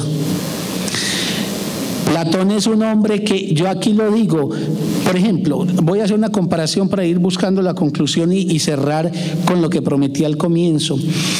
Por ejemplo, hay hombres, como la mayoría de los hombres, que son comunes y corrientes, cuyo ser se cierra con su cuerpo y su organismo cuando la muerte se instala, y dejan un restico de significantes prendidos en la memoria del poco de seres que los hayan querido. Por ejemplo, yo tengo la música que oía mi papá, y esa música, en la selección de esa música y en la organización, son significantes de él. Pero si yo escucho esa música, mi padre no goza de esa música, él ya está impedido del goce, porque él no tiene cuerpo, y porque uno no puede gozar sino en el cuerpo. Por ejemplo, uno no puede gozar la sexualidad que vivió en el pasado, a no ser que la traiga como una fantasía al presente y se vivifique, pero en el presente. Pero lo que no puedes vos es reproducir la sexualidad que viviste en el pasado, por ejemplo, con un ser con el cual tenías un encuentro sexual muy dichoso. Entonces, mi padre queda como unos significantes que se guardan en la memoria y quizás en el acto ceremonial de tratar de gozar yo de la música que él gozaba. Pero mi padre irá hasta que yo me muera. Y cuando yo me muera, se desvanecerán esos significantes, porque ya no tendrán lectores en el mundo a quien les incumba eso. Y por ende lo que le aguarda es una segunda muerte. La muerte que, más allá de esa que acaeció en lo físico y en lo ontológico, acaecerá finalmente para el grueso de la humanidad en el olvido. Pero a Platón hace 2500 años lo mencionamos, y aquí estoy mencionándolo en pleno trópico en el año 2008, sí. Y probablemente yo me muera, y a diferencia de mi padre, que se perderá con mi muerte, Platón seguirá. Pero no nos hagamos demasiadas ilusiones. Platón no goza de ser Platón ya. Platón gozó de ser Platón mientras Platón fue un cuerpo, y cuando dejó de ser cuerpo, dejó de ser. Quedó en unos significantes que la humanidad sigue leyendo, pero que ya no lo conciernen a él. Yo sé que esto que estoy diciendo tiene que ver con una cosa muy fuerte, y es que la muerte no tiene compasión alguna con el ser humano. Es el ser humano el que se ilusiona con que la puede llegar a derrotar. Para ir concluyendo, el significante que perturba profundamente nuestra condición, y la perturba para bien y para mal, introduce elementos de dolor, pero introduce también toda la riqueza que nos define como seres. ¿A ustedes no les parece maravilloso, por ejemplo, la imagen de un ser humano absorto leyendo un libro, o escuchando un concierto, o entregado a la conversación con un amigo, con una amiga? Cosa que es imposible, por ejemplo, que haga un animal. Y cuando vos estás conversando con ese amigo, cuando estás leyendo ese libro, estás oyendo ese concierto, vos puedes decir que estás expandido completamente, y que de la palabra del amigo, de la letra del texto o del sonido de la orquesta, te vienen universos o mundos que vos entras a habitar. Los que seguimos pese a todo amando los libros y defendiendo los libros, repetimos una vieja conserga en defensa de los libros. Los libros son la oportunidad de ensanchar la experiencia de la vida por vía de la amplitud de universos que nos permiten. Cuando alguien está leyendo un libro de la Edad Media, no está en el siglo de nosotros, no está en la geografía de nosotros, no está en las lógicas del presente, está ampliando la experiencia humana a formas que no las tiene el que está entregado a jugar una partida de parqués, por ejemplo. Y eso es, entre otras cosas, de paso se ha dicho, una diferencia entre los ocios tontos que tanto promueve, por ejemplo, nuestra cultura, y los ocios creadores, que pueden ser formas del esparcimiento, que sin embargo producen el efecto de amplificar y profundizar la experiencia vital. Pero el significante también ha producido otra cosa que Jacques Lacan la ha desarrollado con mucho cuidado con respecto al problema del cuerpo, y es que el ser humano no tiene una unidad corporal brindada directamente por la naturaleza. Mejor dicho, un niñito un bebito.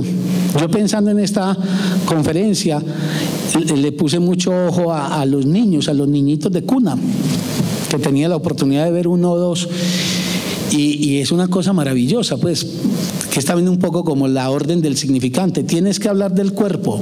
Bueno, he ahí un pequeño cuerpo. Y entonces un niñito con 2 mesecitos que tiene una única manera de expresarse en el mundo: la tonicidad muscular. Entonces o se pone así rígido o de pronto se relaja, y ese juego relajar, tensionarse, que es fundamental, por ejemplo, en el niño, está acompañado, sin embargo, de una experiencia vital que la han estudiado los neurólogos, y es que el niño no tiene una imagen cohesionada, no tiene una unidad mejor cohesionada de sus órganos en un organismo. El niño, por decirlo así, vive fragmentado el cuerpo, despedazado.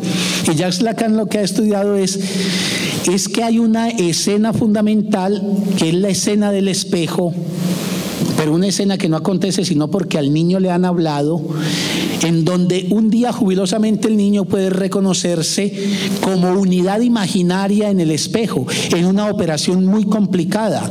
Ese que está en la lámina del espejo soy yo. Y entonces hace una imagen de sí, pero proyectada fuera de sí. Y por eso todo aquel que de alguna manera le sirve de espejo se vuelve muy atractivo, pero al mismo tiempo también objeto del odio. Por eso esa basculación que mantenemos entre los seres que se asemejan mucho a nosotros, que por un lado nos dan como la certeza de lo que somos, pero por otro lado nos desplazan de lo que somos porque vienen a suplirnos, y entonces activan en nosotros el odio.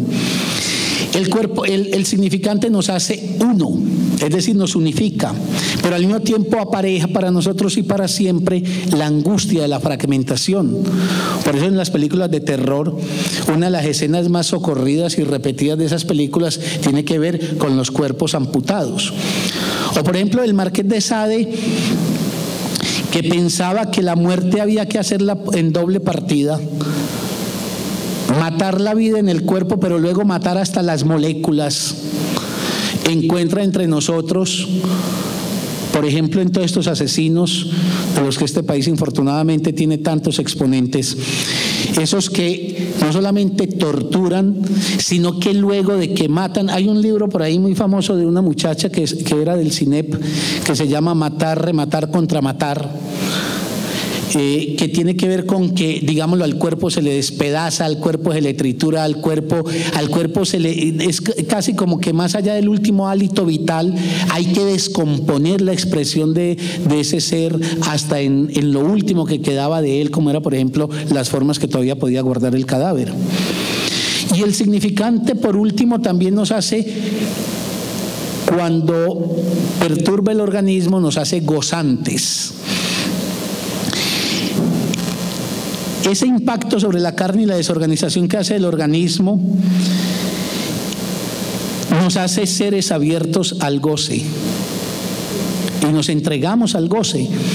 Sí, vos preguntás por qué. El goce es una de las cosas más absurdas del mundo, pero es precisamente las cosas más fascinantes del ser humano. Hay un empuje en nosotros a alcanzar esa forma de satisfacción que nos depara el goce, esa forma de perdición de nosotros que nos depara el goce. Entonces, en conclusión, el hombre no es un organismo.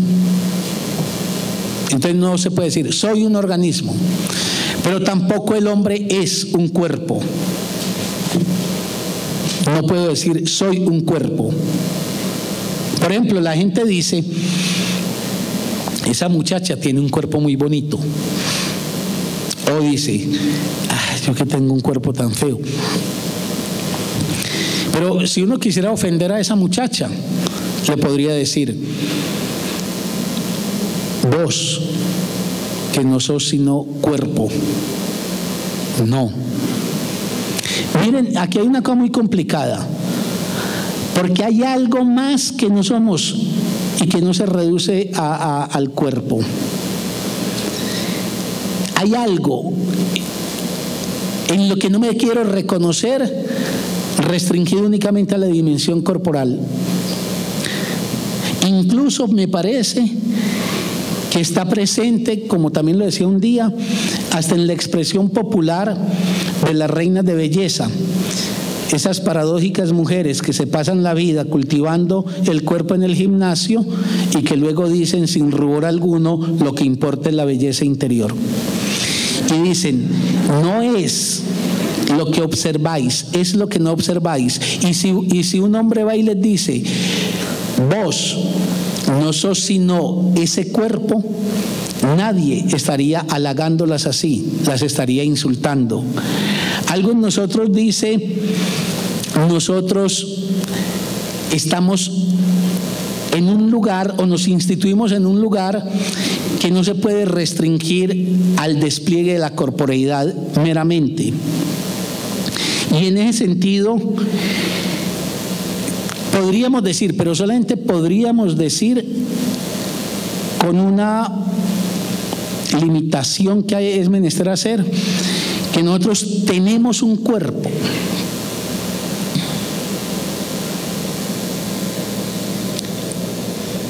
Que hay algo de mí que no está inscrito en el aquí y ahora de mi corporeidad. Y que por ende el cuerpo que me soporta, y cuerpo que a su vez está supeditado por el organismo, porque la escala es organismo, corporeidad, ser.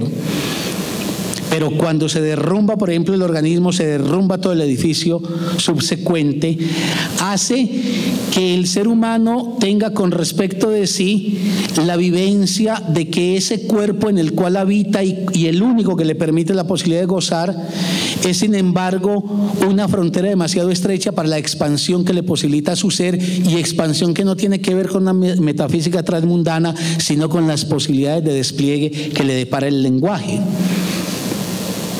Entonces, ¿cómo relacionarse ese sujeto con el cuerpo? Si no es el ser de él, su cuerpo, no queda sin una opción, decir que lo tenemos. Pero ahí es donde el ensayo de Juan David me hizo vacilar esta mañana. Yo habría terminado aquí la conferencia, pero el ensayo de Juan David me hizo vacilar porque él abrió una serie de preguntas. Y si uno dice tengo el cuerpo, no me declaro, algo así como propietario del cuerpo. Bueno, en primer lugar habría que decir, el tenedor, voy a llamarlo así, el tenedor del cuerpo puede mandar totalmente el cuerpo. Yo puedo mandar mi cuerpo. Yo no soy mi cuerpo, pero tengo mi cuerpo. Yo puedo mandar mi cuerpo en tanto tenedor. ¿Y dónde está el tenedor? Si yo no estoy partiendo de principios metafísicos, del alma, entre otras cosas, que el alma nunca tuvo que ver con el cuerpo era un habitáculo para el alma, pero el alma se perdía y no tenía problemas con que el cuerpo desapareciera. Esto que yo estoy diciendo no tiene que ver con el alma. Entonces, ¿dónde está el tenedor? ¿Quién es el tenedor? Yo, mi conciencia. Pero ¿cuántas cosas hace mi cuerpo que no pasan por ninguna voluntad mía, ni por ninguna aceptación consciente mía, ni siquiera por mi deseo? Ese no es el clamor angustiado del impotente que cuánto quisiera tener potencia para gozar con esa mujer y no puede. Y le pide el cuerpo permiso a uno para enfermarse. Y cuando un día el médico te da la mala noticia de que hay una cosa que se te ha vuelto crónica y que te empezará a limitar la vida y te empezará a dificultar la vida, ¿dónde queda la soberanía de la conciencia de uno, la voluntad de uno, o la pretendida omnipotencia con la cual uno podría decir, es que yo tengo mi cuerpo? Ahí pareciéramos más bien en manos del cuerpo. En fin, las preguntas se sucederían porque me parece que el punto que las disparó es el punto de que si uno dice no soy un cuerpo y tengo un cuerpo, era, me parece, el quiste que le ponía a eso el artículo de Juan David, o la elaboración que hizo Juan David, es entonces que mi conciencia y mi voluntad no pueden gobernar mi corporeidad. El psicoanálisis, yo ensayo esa respuesta, pero es un ensayo apenas, porque eso habría que valorarlo mucho primero y someterlo a una evaluación más precisa. El psicoanálisis diría, es el sujeto, no el individuo como conciencia, el que medio puede tener el cuerpo, medio lo tiene. ¿Qué es el sujeto? El sujeto no es una esencia, el sujeto es la operación de los significantes que me han determinado en mi historia y que singularizaron mi experiencia vital y que operan según una lógica y según una forma precisa. Digámoslo así, yo estoy hablado por los significantes que han marcado mi vida y esos significantes se articulan en la carne y operan con la carne y pueden llegar a ser de la carne incluso un lenguaje y una expresión. Por eso el psicoanálisis dice, el síntoma es un lenguaje. En el síntoma, por ejemplo, lo que el analista busca es que se diga en palabras la verdad que enmudecida aparece en el síntoma. Por ejemplo, en el síntoma de la parálisis histérica o de la ceguera histérica o de la alucinación. Entonces yo concluiría con esta construcción que hice, pero tentativa, pero me parece que por ahí puede uno medio salir del atolladero.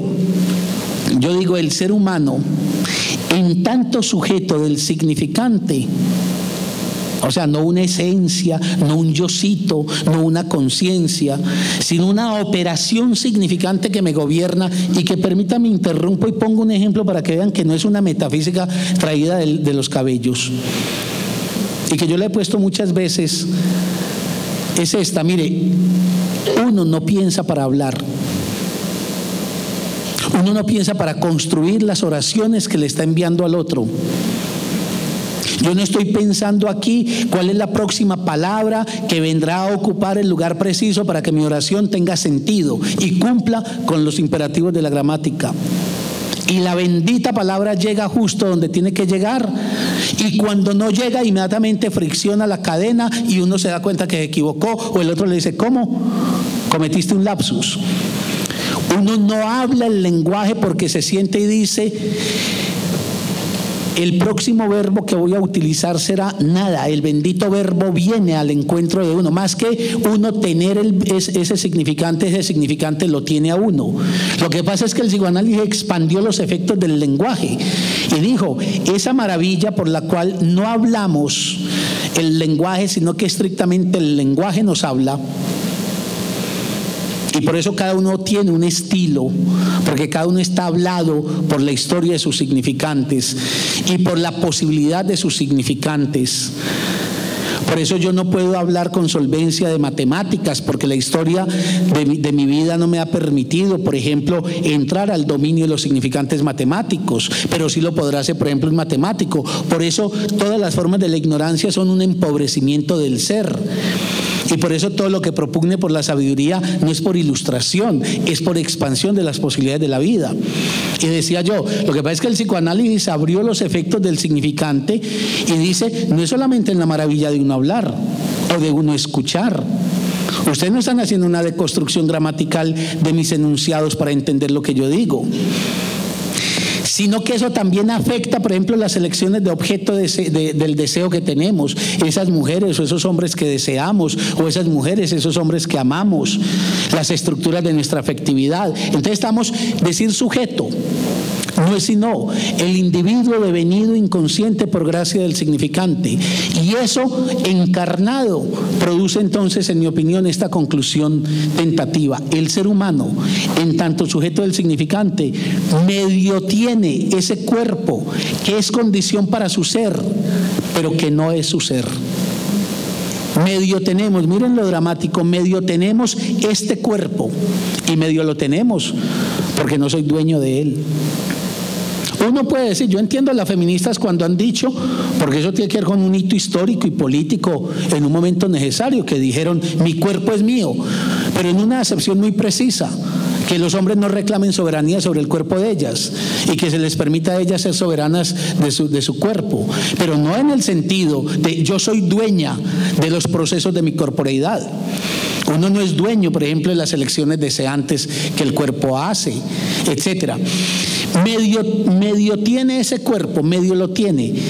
ese cuerpo que es condición para su ser, porque no seré cuando ya no tenga cuerpo, pero que no es su ser, porque mientras tenga cuerpo, seré algo mucho más que mi cuerpo. Eso que me permite estar más allá de aquí y ahora, y que me permite, por ejemplo, anticipar en el tiempo, generar en el espacio, o abrir, por ejemplo, posibilidades creadoras que no están dadas, digámoslo, por la instantaneidad del cuerpo que en este momento vivencio. Eso es lo que me parece a mí que puede abrirnos un curso en una dimensión que yo dije que no me iba a embarcar en otras. De 25 que mencioné, dije solamente una: bregar a pensar el ser del ser humano como un ser del lenguaje, pero un lenguaje que afecta el organismo, mortificándolo, modificándolo, perturbándolo, introduciéndolo en unas dimensiones del sufrimiento desconocidas para el animal. Por eso nos angustiamos, etcétera, etcétera, pero al mismo tiempo ofreciéndonos en compensación la inmensa riqueza de la creación, que es la apertura del juego y campo de posibilidades en que podemos realizar y concretar nuestra experiencia vital como individuos, cosa que no es asequible para el animal. Esa maravilla de organismos devenidos cuerpos y cuerpos que sostienen un ser que sin embargo van más allá de él, pero que morirán. Morirá ese ser con la muerte del cuerpo, es lo que constituye también esta aventura vital nuestra, y que si nos permite tratar de ganar en autonomía, jamás nos permitirá la ilusión de que llegaremos a ser dueños completos y cabales de nosotros mismos. Bueno, muchas gracias. Hay unos 10 minuticos si alguien quiere tomar la palabra, o si quieren escribir al correo mejor. Dale. Qué tan sencilla y qué tan esencial. ¿Qué? Es que es injusto que uno mire a una persona y me cae gorda. ¿Por qué? ¿Nos las quiere explicar, por favor? Sí, yo digo dos frasecitas y le damos la palabra a los otros. No, mire, usted lo que está diciendo es que uno nunca se relaciona con el otro en gracia a los méritos efectivos y reales del otro, sino imaginarizando al otro. Y el significante puede hacer que el otro sea representante de algo que en mí cobra, en ese caso, el valor de algo repudiable, por ejemplo. Por eso, los juicios de valor a favor o en contra de alguien prematuros son juicios que la cultura intenta que se controlen y que se le dé al otro el derecho a que se exprese. Bueno, ¿quién más?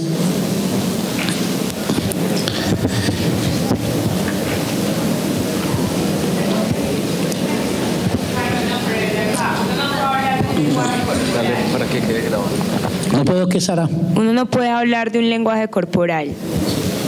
Bueno, otra muy buena pregunta. El lenguaje nos hace cuerpo. No habría cuerpo sin lenguaje.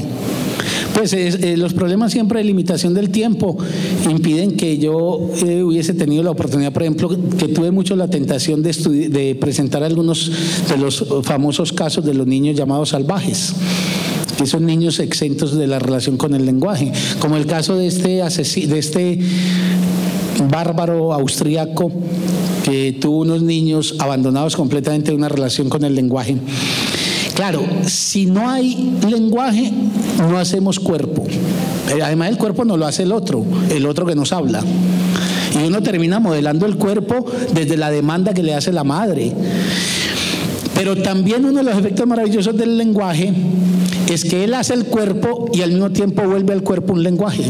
Y efectivamente, hay hoy todo un campo amplísimo, además de los estudios, digamos, del cuerpo como signo, o más que como signo, como significante. Y es claro que el cuerpo se vuelve en toda su superficie un lenguaje, porque el lenguaje no necesariamente está bajo la forma de la articulación fonética. Y claro, por eso también reconocemos tristeza, dolor, angustia, etcétera, apertura, cerrazón en el otro.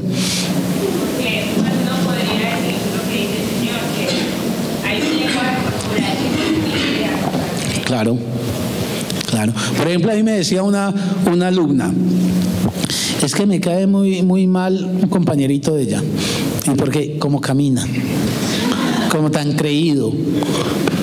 Pues si todos los demás veíamos a ese hombre y ese caminadito de él nos pasaba desapercibido.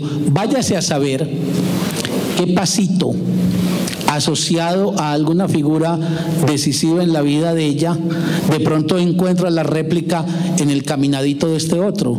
Y entonces, sobre un elemento significante parcial, la operación simbólica que se hace enseguida es completar, y entonces queda asociado, queda representado este nuevo por el viejo, por el anterior, y entonces sobre este se descarga injustamente, por ejemplo, la valoración negativa.